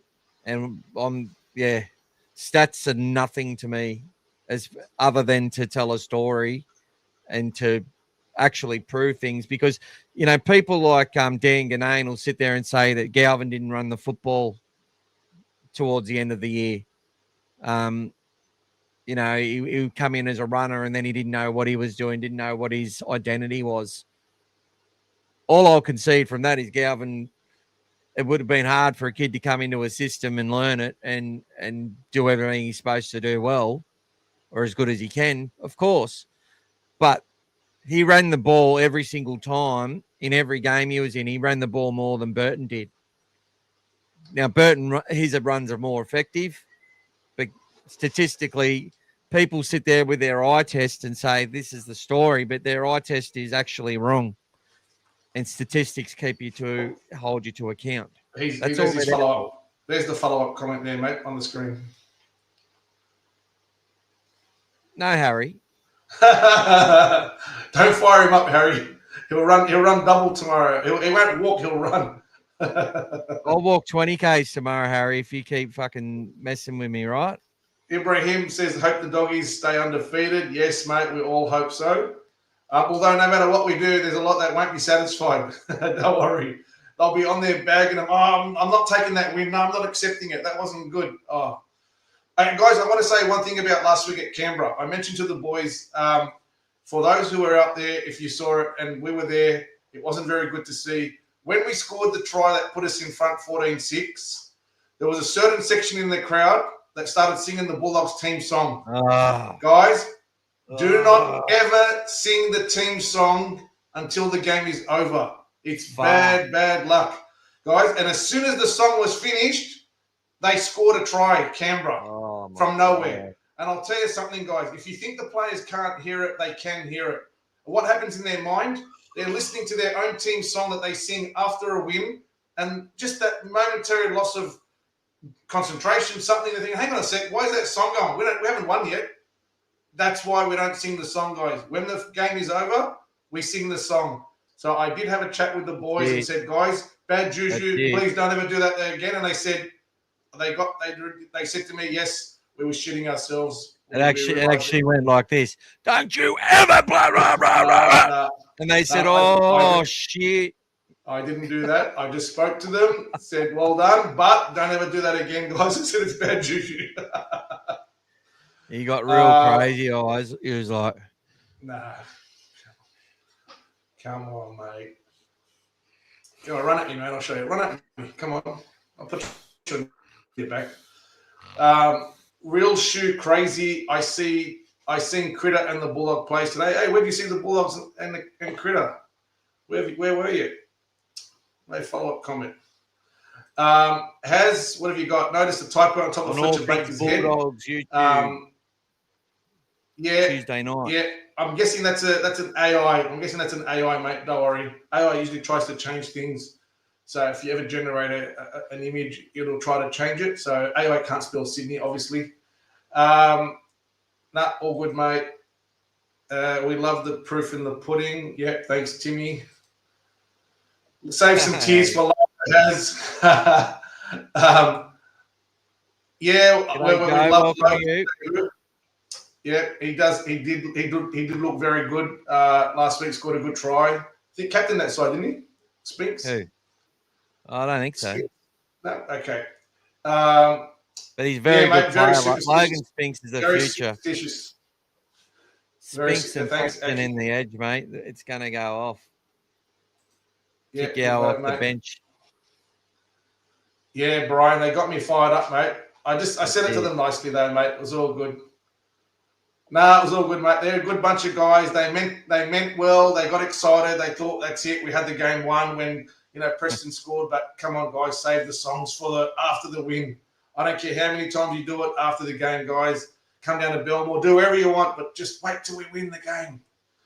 Bronson Xerri had a good game. Hey, Jag, would you say Matthew Tomoko is too good for the Raiders to be playing reserve grade as well? Just a question for you, mate. Yeah, he played all right. He went all right, but it was so much more than Bronson Xerri, man. So much more. You know what it he is reminded too me good of? for that. He's a lead in that company, no doubt. That's why he played left edge. But yeah, he is too good for that grade, 100%. So is Matthew Tomoko. Which winger / fullback can't make the Dragons team?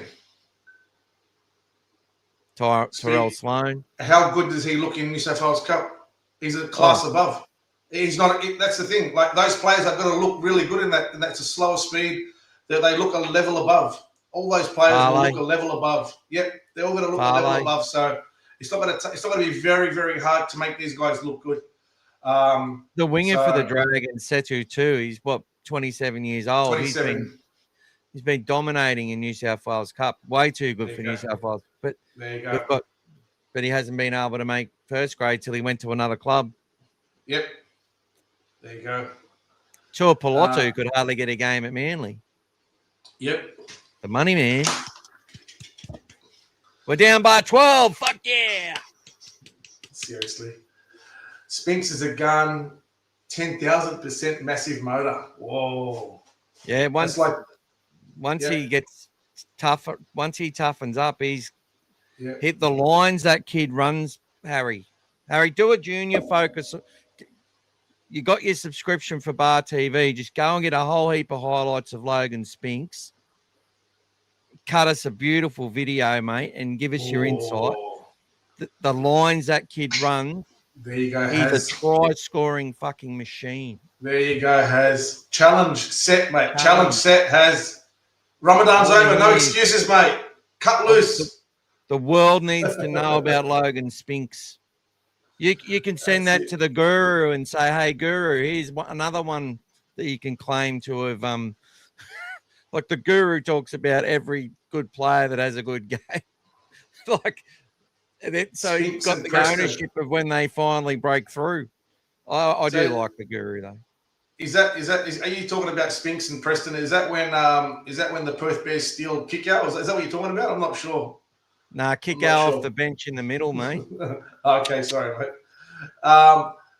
Rhett Langland, I saw Matty Johns ask today what team is going to beat Penrith. I honestly feel if the Bulldogs can get more comfortable on their attack, the Bulldogs are the answer. Can I say something quickly? Yeah, go for it. I don't know. I just had, when sometimes where you get deja vu and you go, I've seen this before with this season sort of thing. I'm sort of looking at the Panthers like the Roosters in 2004. Like they've been dominant, although they only won one premiership. They made like 3 or 4 in a row. And remember they smashed us and then we smashed them later in the year. I think they were both like 34-point games or something. And then we've got them in the grand final. I don't know. I just had this feeling like Penrith of the Roosters and maybe we're the Bulldogs of 2004. I don't know. Look, there was a lot more.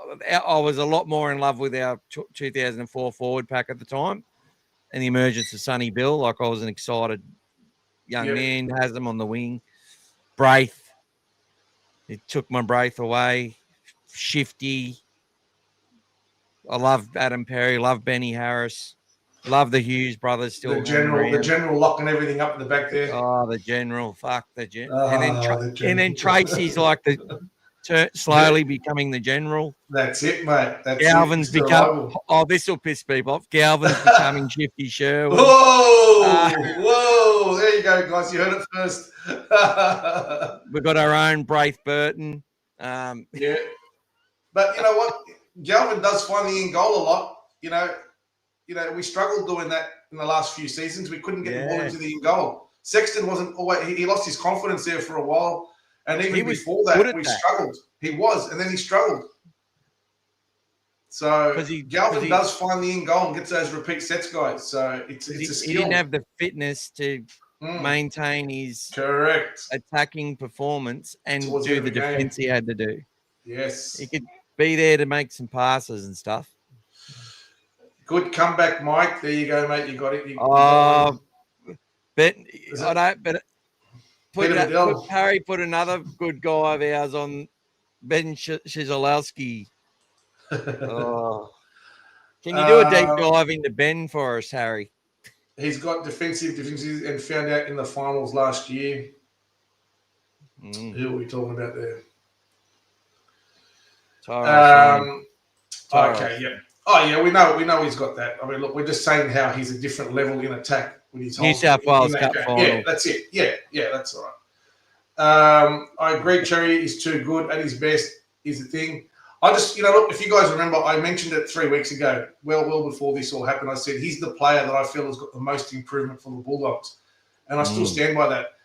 And my reasons, and I'll say it again, he's the guy that has this ability and speed and everything, but he's playing within himself. He's being very conservative. He's doing everything right. He's just doing the tackles, doing the attack, but he's not taking on that extra. He's not taking the game by the scruff of the neck. He's just being too conservative for my liking. So that's why I nominated that. Not knowing that he was upset about being on the right side. But if you remember, does anyone remember in the Vegas game there was a turnover that happened where Xerri got the ball and instead of trying to escape and make a long break, he kind of just crabbed back in field and got tackled pretty meekly. And that was a turnover that he got the ball from. So there's something there. That's why for me, he looked just reserved, apprehensive about everything he was doing. So he does. I'd like to get your hands off, mate. Oh, Get your sorry, hands mate. off. He'd like to see him in first grade. Dump Kyle. He's not an NRL player. Don't upset the father, mate. Yeah, there you go, mate. Cole is an NRL player. I know, mate. So don't upset the father, mate. Played 100 games. He's talking about Tyrell Sloan. Okay. Down by 12. There you go, mate. He's probably talking about the money. The money. Yes, we got you there, mate. Penalty try was not a penalty try. Come on, guys. That was just Klein telling the guy what he thought it was. It wasn't a penalty try. No way. Like, there was still a penalty try needs to be that there needs to be, if he didn't touch him, it was going to be a try. That there was no way that there was still people around, still had work to do. That was not a penalty try, guys. But I don't mind seeing the Dragons lose. Can we go down to Jag? I think the NRL judiciary were too harsh on Ryan Couchman. Yeah, for those who are not sure, guys, he got four games tonight, guys. 4 games suspension. Why did he get? See, Jag, I've been having a discussion with one of the guys from the vodcast who's been absolutely mental and trying to say we are, but I don't know who it is, and I don't even know if it's you. Sorry. But obviously very bitter about the Bulldogs. But look, this is what I was trying to say to him. Cade Reid, the only reason AJ Jones got a suspension was because Cade Reid got concussion. Okay? And it wasn't late. He hit him as he threw the ball. Now, when this one with Ryan Couchman, if the person doesn't get did they get an ACL out of that tackle? ACL, yeah. Because they got an ACL, it's like a manslaughter thing. Because you accidentally hurt someone and they died, you got to go to jail. And that's basically the way it works with the judiciary. If he gets up and he's all right, or even if he's injured for a week or so, then he probably gets 1 or 2 weeks. But because they've Hopgood is gone for the season, they've got to make him pay, and that's what they're doing. I think the hip drop tackle, it's actually destroyed quite a few careers. Bailey Biondi-Odo actually did his MCL and ACL at the same time from a hip drop tackle against Parramatta in a New South Wales Cup semi-final. And it destroyed his whole career because he never got another opportunity, right? And now he's up playing North Queensland with a heap of other cousins to Benny Barber. There are a lot of relations in that, and they're all really good footy players, right? But what I'm trying to say is that they're not deliberate.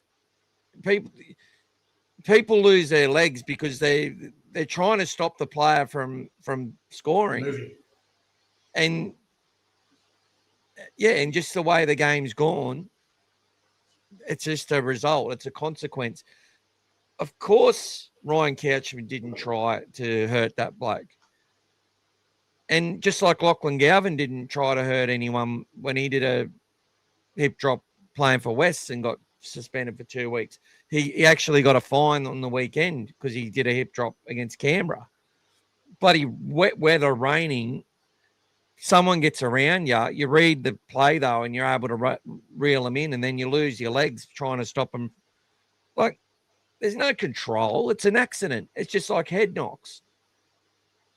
For most of the time, there's mitigating circumstances, but if someone is out for the season, though, they're going to make them pay, whether it's right or not. That's how they go about it, and they always have. They always have. I'll be Phil Gould here. They always have. They always have. They always have. Matthew. They always have, Matthew. All right, Gus, put a sock in it. There you go, mate. Ben Chikolowski, you loved. Jag. We all loved a bit of Benny. bit The of Benny Panthers C. are just a juggernaut, have the best junior academy in the country. Everyone knows their job. Paul Adamotti is a star now. Can't believe the Dogs let him go. I Come on, want mate. to talk Tell him about this why. as well. Tell him why. Tell him why, mate. Come on. Paul Alamotti, we paid that kid.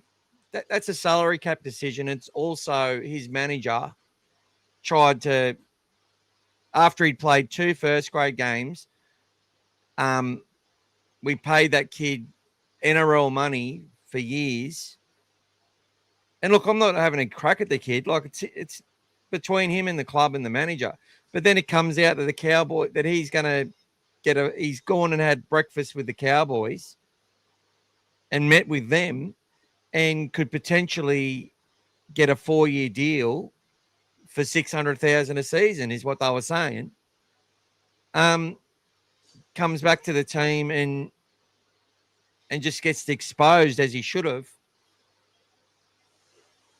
It was a situation where he was basically looking for a club and he went to Penrith for peanuts. Now, obviously, he'd be on more money now. He's not on close to $600,000 a year. He might end up on that.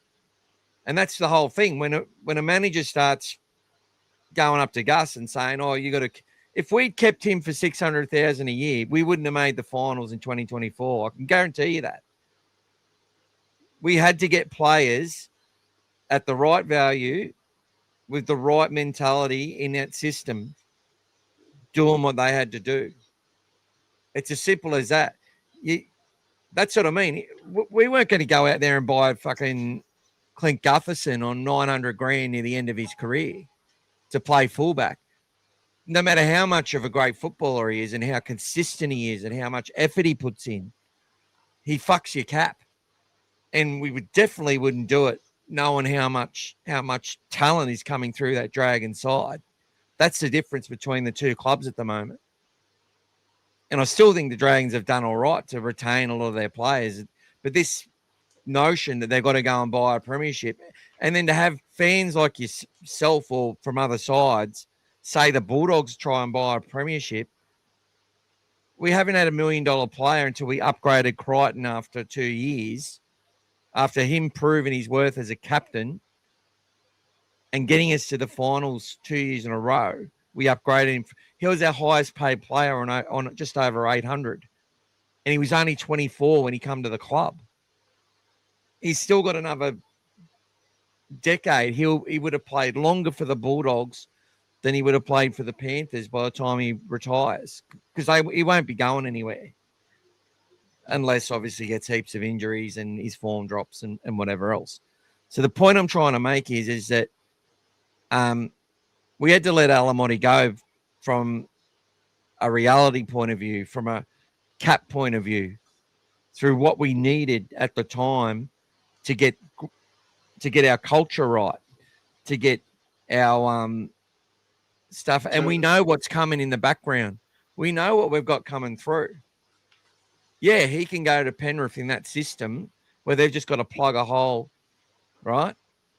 Do you think Serraldo would have let him go if he wanted to keep him? No. If he wanted him to stay, he would have kept him. Like he actually, I will give you a little bit of insight there. Obviously, Serraldo, first season with the club, right? Establishing everything, setting up his system. As far as the salary cap goes, so Serraldo interviews the players and he decides who comes in and who goes, right?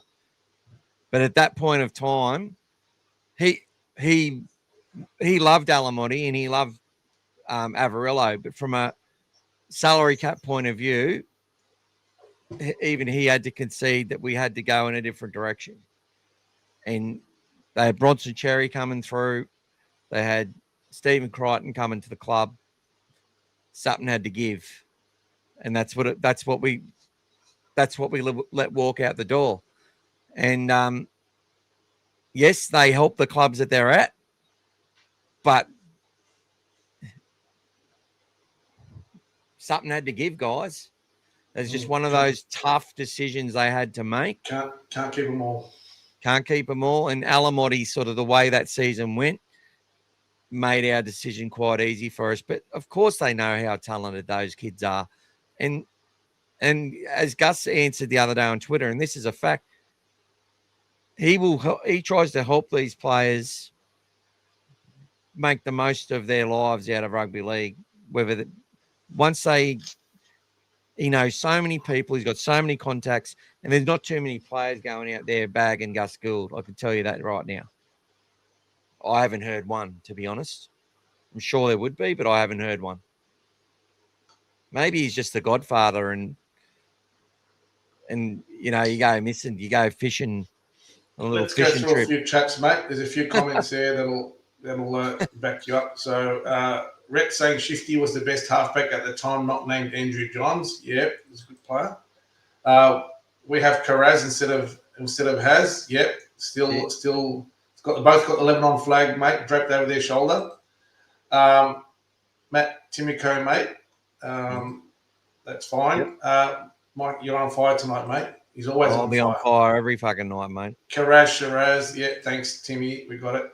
Pour me some Karaz Shiraz. Quan came, Alamotti left. I think it was a deal. I don't think it was a deal, but I think who would you rather have, guys? Let me ask you. Once in a generation player for us, like Crichton. So completely turned everything around for us. 1 year deal on a minimum contract is what he got at the Panthers. 8-point try, yeah, it was soft. Brian, mate, yeah, we spoke about that, buddy. Yeah, definitely not an 8-point try, that one, mate. Hopgood, yep. Agree, Gutho's passed it. Yes. Haz, what do you got, mate? He was at the Dogs at the wrong time when we were shit and left to go to a premiership winning team. His choice was very easy. He looked crap on crap and went good where he fitted in. He's a winner. So, and look, don't forget, even last year, guys, even after winning the premiership the year before, he was in and out of that team. It's only now he's back in, but he was in and out of that team. So something must be there. It must be attitude, guys, because Cleary probably looks the same way as Serraldo. And if you're not cutting it in certain areas. Confidence as well. Confidence, belief. Wish we still had him when the club was on the up. Yeah, look, guys, there's a lot of players, but I'm sure Penrith might be looking one day and say, I wish we still had Luai and Critter and everyone else and Kikau and Burden. You can't keep them all, guys. We all would love to say that, but that's why there's a salary cap, guys, to try to level it out. Just to answer Harry again there, or just to finalise it, whether you're serious or not, brother. He wanted to be a Bulldog, and he tried to get big money out of us, and he successfully taken a lot of money for us without playing a game for 3 years.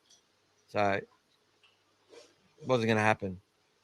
Yeah, I remember they were calling him Baby SBW, guys. Remember? So he had that big game earlier in Belmore.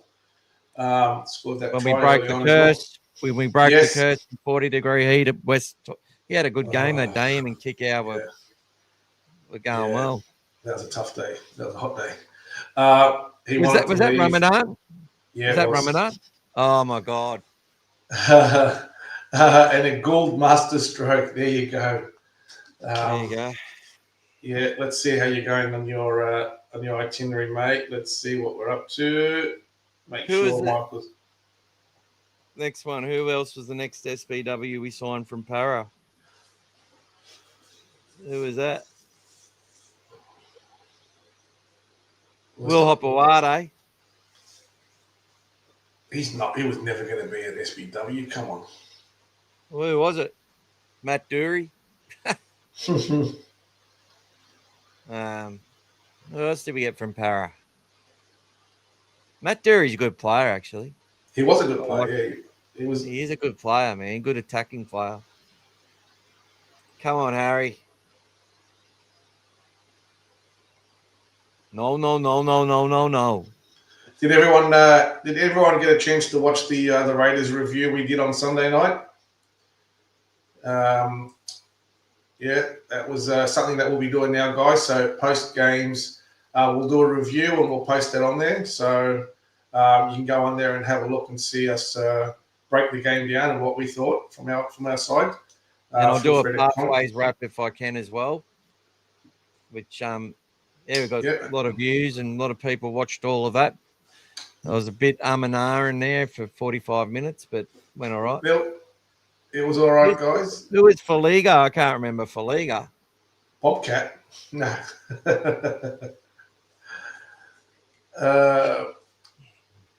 What did you think of Tuala and Montoya on the right, mate? We covered it on the review, but we can talk about it here. Yeah, mate. What do you think? Look, people talked. I heard people quoting stats that Carl Faliga, I can't even remember. Sorry, Tuala on the right, okay, and Montoya was on the right. And Tuala only had 86 run meters, which people were highlighting he had the least amount of meters. But he actually ran the most distance, covered the most distance on the GPS Serrato talked about. Now, I don't know if that's 100% true. I'd say it is. But what I will say is that the right edge in 99% of matches does more tackles than the left edge in defense and has less runs in most matches. Now, some teams are a little bit different, right? But it's usually only one side, maximum two sides, that will score more points on their right edge and concede more on their left. All right? It's very rare. So when you're the left edge center, you generally are going to get more runs and be part of more of the attack as a general rule. And as the right center, you're going to be getting that opposition attack coming at you more often, so you will make more tackles. So I felt that they were on our right edge. They had to stop tries. Now, yeah, and Galvin was a little bit underdone as well, which wouldn't have helped. And people would prefer to run at Preston and Galvin and Tuala than they would to run at Critter, Burton, and Kickout, right? So they've done a fucking amazing job to keep that Canberra side to 2 tries when both tries came down that edge, though. But they had to earn it. They had to work hard at it. Look, our first contact was always going to be under the most pressure in the opening parts of the game, and unfortunately we allowed them in and we conceded, but we got control back and then we controlled the game from there on. But that last try they got after people started singing the song, The Dogs Are Having a Party, that was a good try. Like, they score that against a lot of people, you know? What's up, buddy? No, I'm just saying, mate, about singing the song. Brian saying Tuala's done great.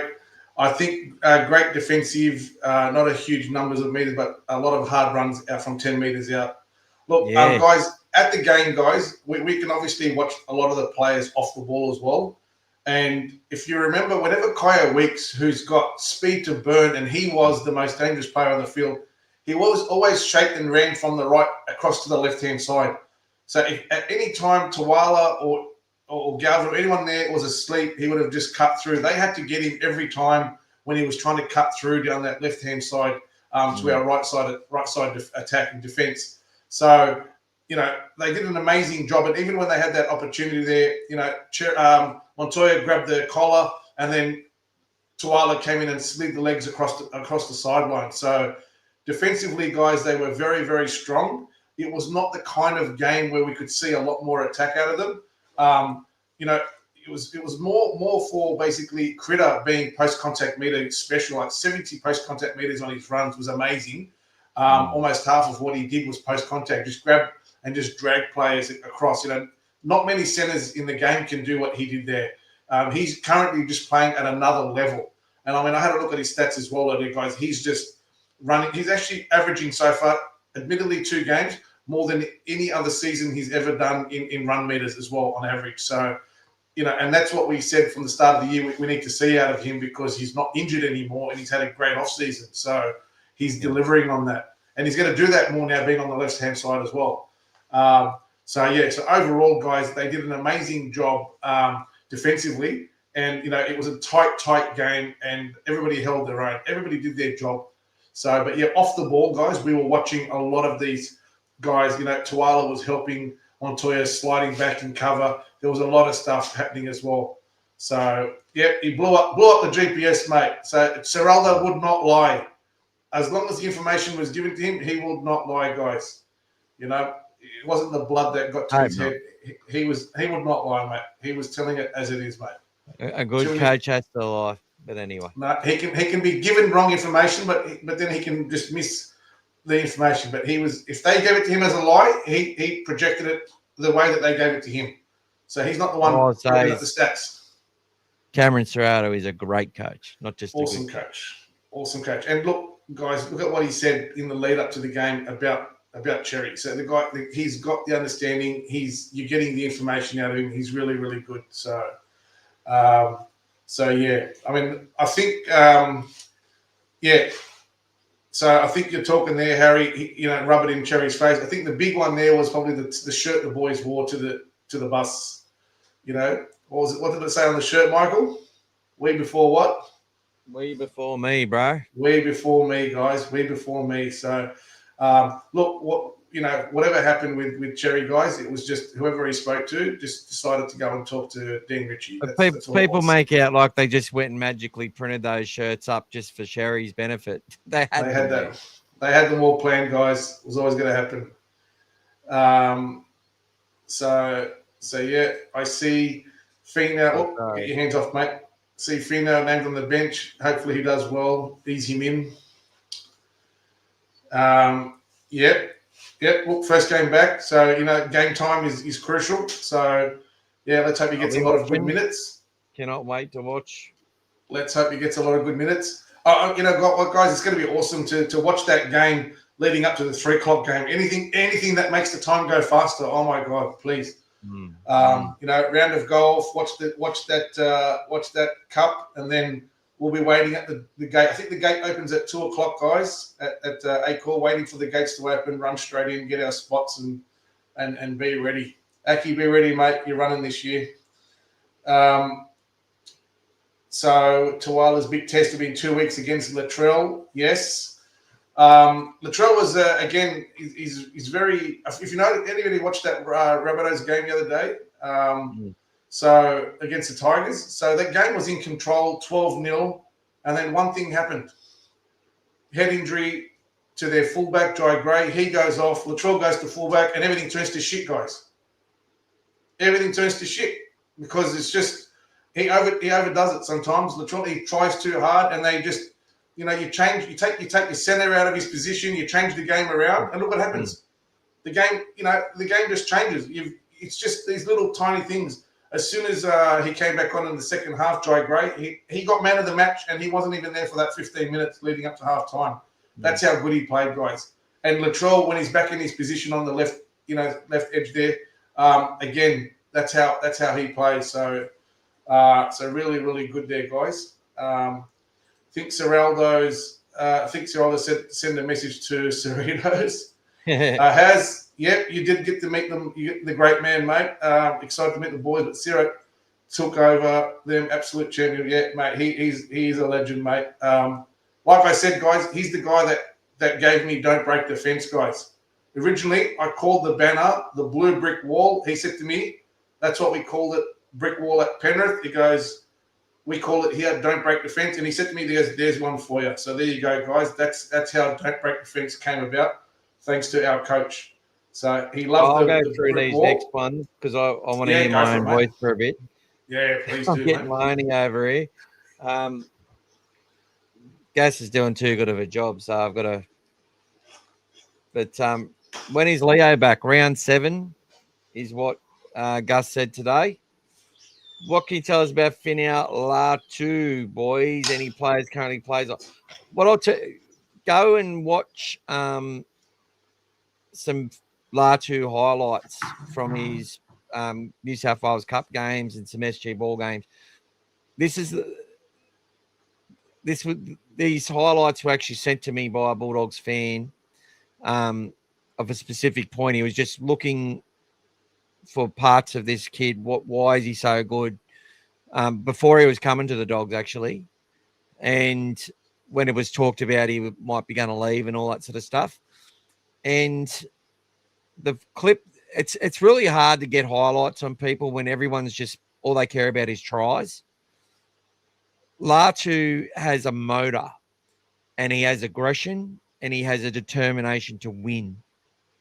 So you think about players who are like that, they're generally some of the best players in the comp.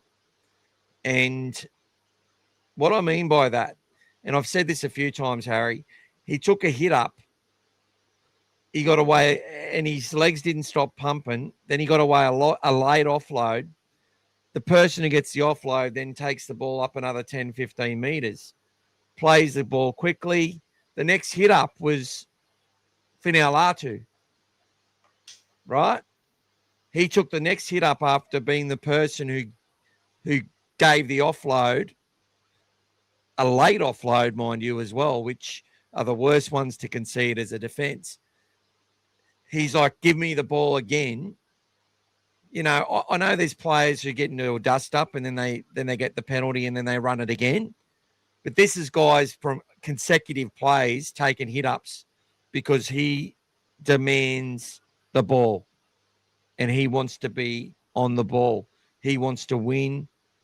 And I just saw that through his play watching him. He's determined to be a part of the action, determined to have a crack. Now, they've also got to, without stopping that or you know, trying to control it too much, they also have to say, okay, calm it down, play the system, play your role so that you've got that extra energy when we need it and whatever else. And he was part of a side that beat our SG ball team by 40 points to 12 in a grand final. And that SG ball team of ours is pretty good. So, yeah, they had King Tongia and all these players in that side. And could be one of those sides that produces a bunch of future really good NRL players and maybe more. So we'll see what happens. But as far as who to compare him with, I don't know if it's a positional thing. I think it's more, I look at players like James Tedesco and that when I say they're just determined to win. They're just determined to win. Okay. So what's up next, guys? We're probably going to have to end this one shortly. We've been going for a while, but what's up next for you, Gas? That's it, mate. Dallas McElwain. Dallas McElwain. You remember Dallas? I remember him. He was quite good. I think, didn't he come from Queensland? Yes, I think so. Yeah. Cade and Mitch. Cade is, they said, round 5 next week, which will also be, they reckon DSF could be this week, but more likely next week. Sam Hughes, AJ Jones, all next week, round 5. And they also said Jethro Rinakama, round 5 as well. So that's a lot of troops coming back next week. And Mitch Woods is round 8. So he's actually got the longest, he's out for the longer than most. We need a tricky Trindle right now, do we? Well, let's see. Let's see how we go against Newcastle, then see how we go against South. And then who is it? Penrith or something like that. Penrith. And then the Broncos in Brisbane. Yep. Or is it Para? No, Broncos. Para might be Combank, yeah, first. Yeah, I think Para, Combank, and then Bronco. Then we got Cowboys, Dolphins, and Magic Round. Something like that. Massive 10 weeks coming up, you know. Every game in this league is hard to win, and South, this is why Penrith. Yep. just South. enjoy every win, guys. Enjoy every That's win. It. Enjoy. Don't sit there and go, oh, we didn't win well enough. Doesn't matter. We may not win. Next week's a new week. Next week's a new week. I see third place, mate. Undefeated. That's what I see. That's it. That's undefeated. it. That's it. Yes, Harry, I'll be there, mate. Come and say hello in the kennel if you're there, mate. Harry Hayes will be back next week as well. He should be Good. fine. Jack Todd indefinite for a while. Yeah. Jake Turpin back next week as well. So that's good. Thanks for asking those questions because it's actually covered off part of our agenda. We're all done. We're all done with the agenda, mate. So, yeah, big 3 weeks it will be good, mate. So we've got Newcastle, Souths, Penrith, and then Parramatta, Brisbane, Cowboys, Dolphins, and then Magic Round with the Sharks. So, and then it starts again after Magic Round, guys. Melbourne and the one we all want badly, the Tigers. Oh, the Tigers at Combank. Let's go. Revenge time. The Lockie Galvin Cup, guys. The Lockie Galvin Cup. So plenty of good games to go, guys. Plenty of good games. And in between all that, we'll have Origin and a whole range of things, guys. So bring it on. Just want to quickly, we've got the team running through there for New South Wales Cup next week and Jersey Flag. I'll read out Flag. We've got Raymond Peru back in the side, Michael Nassar, Hamish Wilson, Eamon Fitzgibbon, Sheldon Haywood, Latrell Thing, who played fullback last week. They looked better with him there, to be honest, just structurally. Bronson Rubin, some really good kicks from the sideline. Patrick Carey, Patrick Young last week was immense. David Leota looking great. Jaden Smith, Sasefu Finau, big future. Bud Smith, Jason Sun, Bud, Lachlan Mithsard, Chase Patterson, who is one of those hard-working guys. Lincoln Cliff and Malachi Filippo back in that team. I want to talk about Patrick Young. I gave him a big rap in the New South Wales rap. He's in our top 30. He's a hooker. And I'm telling you now, guys, go and watch last week's Jersey Flag if you've got Bar TV. The impact he had in attack. He's giving me the Damien Cook vibes. Just the eyes up. Even Harry Grant vibes as far as attacking play goes. And, you know, some of the passes he threw, he's like, we're going to score if I throw the ball out here and cut out 3 people from dummy half. Did it a couple of times. And that's the go. So Patrick Young, real one to keep an eye on. Obviously, being in our top 30, he's getting a hell of a lot of confidence there. New South Wales Cup, a lot of changes due to the fact that we've had a lot of people have to go up a grade. Nick O'Mealy gets his New South Wales Cup debut. He played Ron Massey last week. He starts on the wing. He may find himself going back, though, if Sewer is not playing NRL. He might be playing in his spot. You've got Bronson Xerri, Jed Reardon, Cooper Toy, Joey Tayalpa back from Jersey Flag, and a couple of really late hits on him last week. Alex Conti did well with Sean O'Sullivan last week. Underhill to start with Gordon Chan Kum Tong, Zion Mayuu, Logan Spinks. Louis Grossamy gets another chance again, the French international. Justin Matamua back into the lineup again. He played Ron Massey on the weekend. And obviously we've then got this Braden Cons who's back in the side. Daniel O'Donnell, who played Ron Massey last week, did all right. Finau Latu back into the swing. And Sasai Latini back up from Flag, where he played well and scored a try on the edge. And for those guys who want to watch some of these games, the Bulldogs obviously play at 3 o'clock for the first grade team on Saturday, but at 12 o'clock on Saturday at Belmore, you've got the New South Wales Cup teams playing. And then Jersey Flag will be played after that, actually. So 2:15. So that'll actually be happening at the same time as the first grade game will be happening as well. So that'll be at 2:15 at Belmore. You've got at Hammondville, you've got another game with the 4:45, Ron Massey. That'll be at same 4:45 as well on that Saturday. So and a lot David of games Bryant, there. David Bryant a lot of games playing fullback. Four games on the Saturday, guys. But obviously the first grade's at 3 o'clock. That's the big one. On Sunday, you've got Harold Matthews, SG Ball, and all being played at Leichhardt Oval, guys, 10:30 and 12 o'clock. So if you wanted to watch some games out there, they're playing against the Tigers. Go out there and see the juniors play as well on Sunday if you're around. So plenty of footy on, guys. They've been pushed back to Sunday. I think they were originally scheduled for earlier, but the SG Ball and that are all on Sunday now.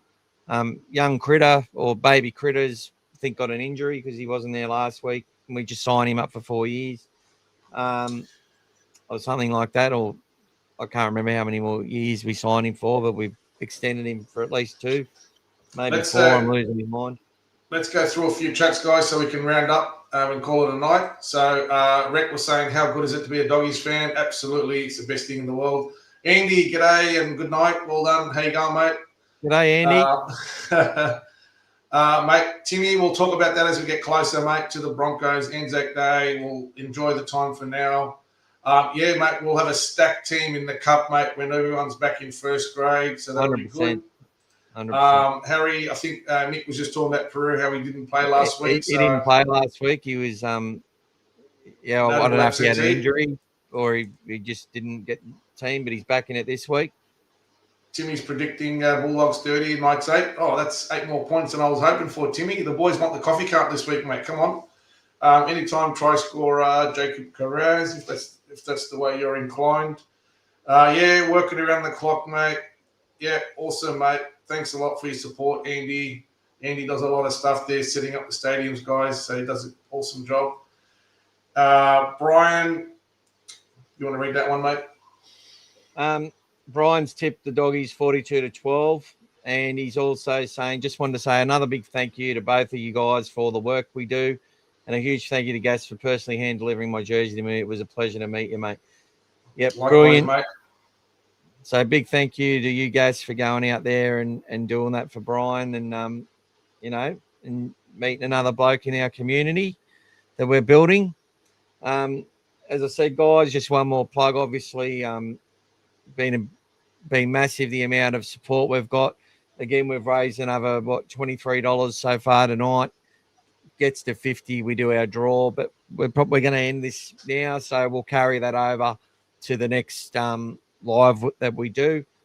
And but you also have the ability to do super chats and go to buy me a coffee as well. So super thanks is what you can do on videos, and if you wanted to contribute as well. But big thank you to everyone. Thank you again, James. Thanks, Brian. Thanks, Timmy, for your extra support tonight. And everyone who's joined the channel. Timmy. Carry over, Timmy. We didn't hit 50, mate. Carry over to next time, mate. You're still in the hunt, mate. Don't worry, mate. Your $10 will carry over as well, buddy. No problem, mate. We carry it over, buddy. We carry it over. And you remember, you got 2 tickets, bro. So there you go. Good job, guys. Thank you all. Big thank you to everyone. Much appreciated. And come and say hello on Saturday, guys. We're heading off now, guys. Go the Dogs. Go the Doggies. Yo, what up, guys? Want to give a massive shout out to All Things Bulldogs. If you guys haven't watched their podcast, check them out. Let's go. Hey guys, Tuesday nights, All Things Bulldogs podcast. Make sure you get onto it. Go the Dogs.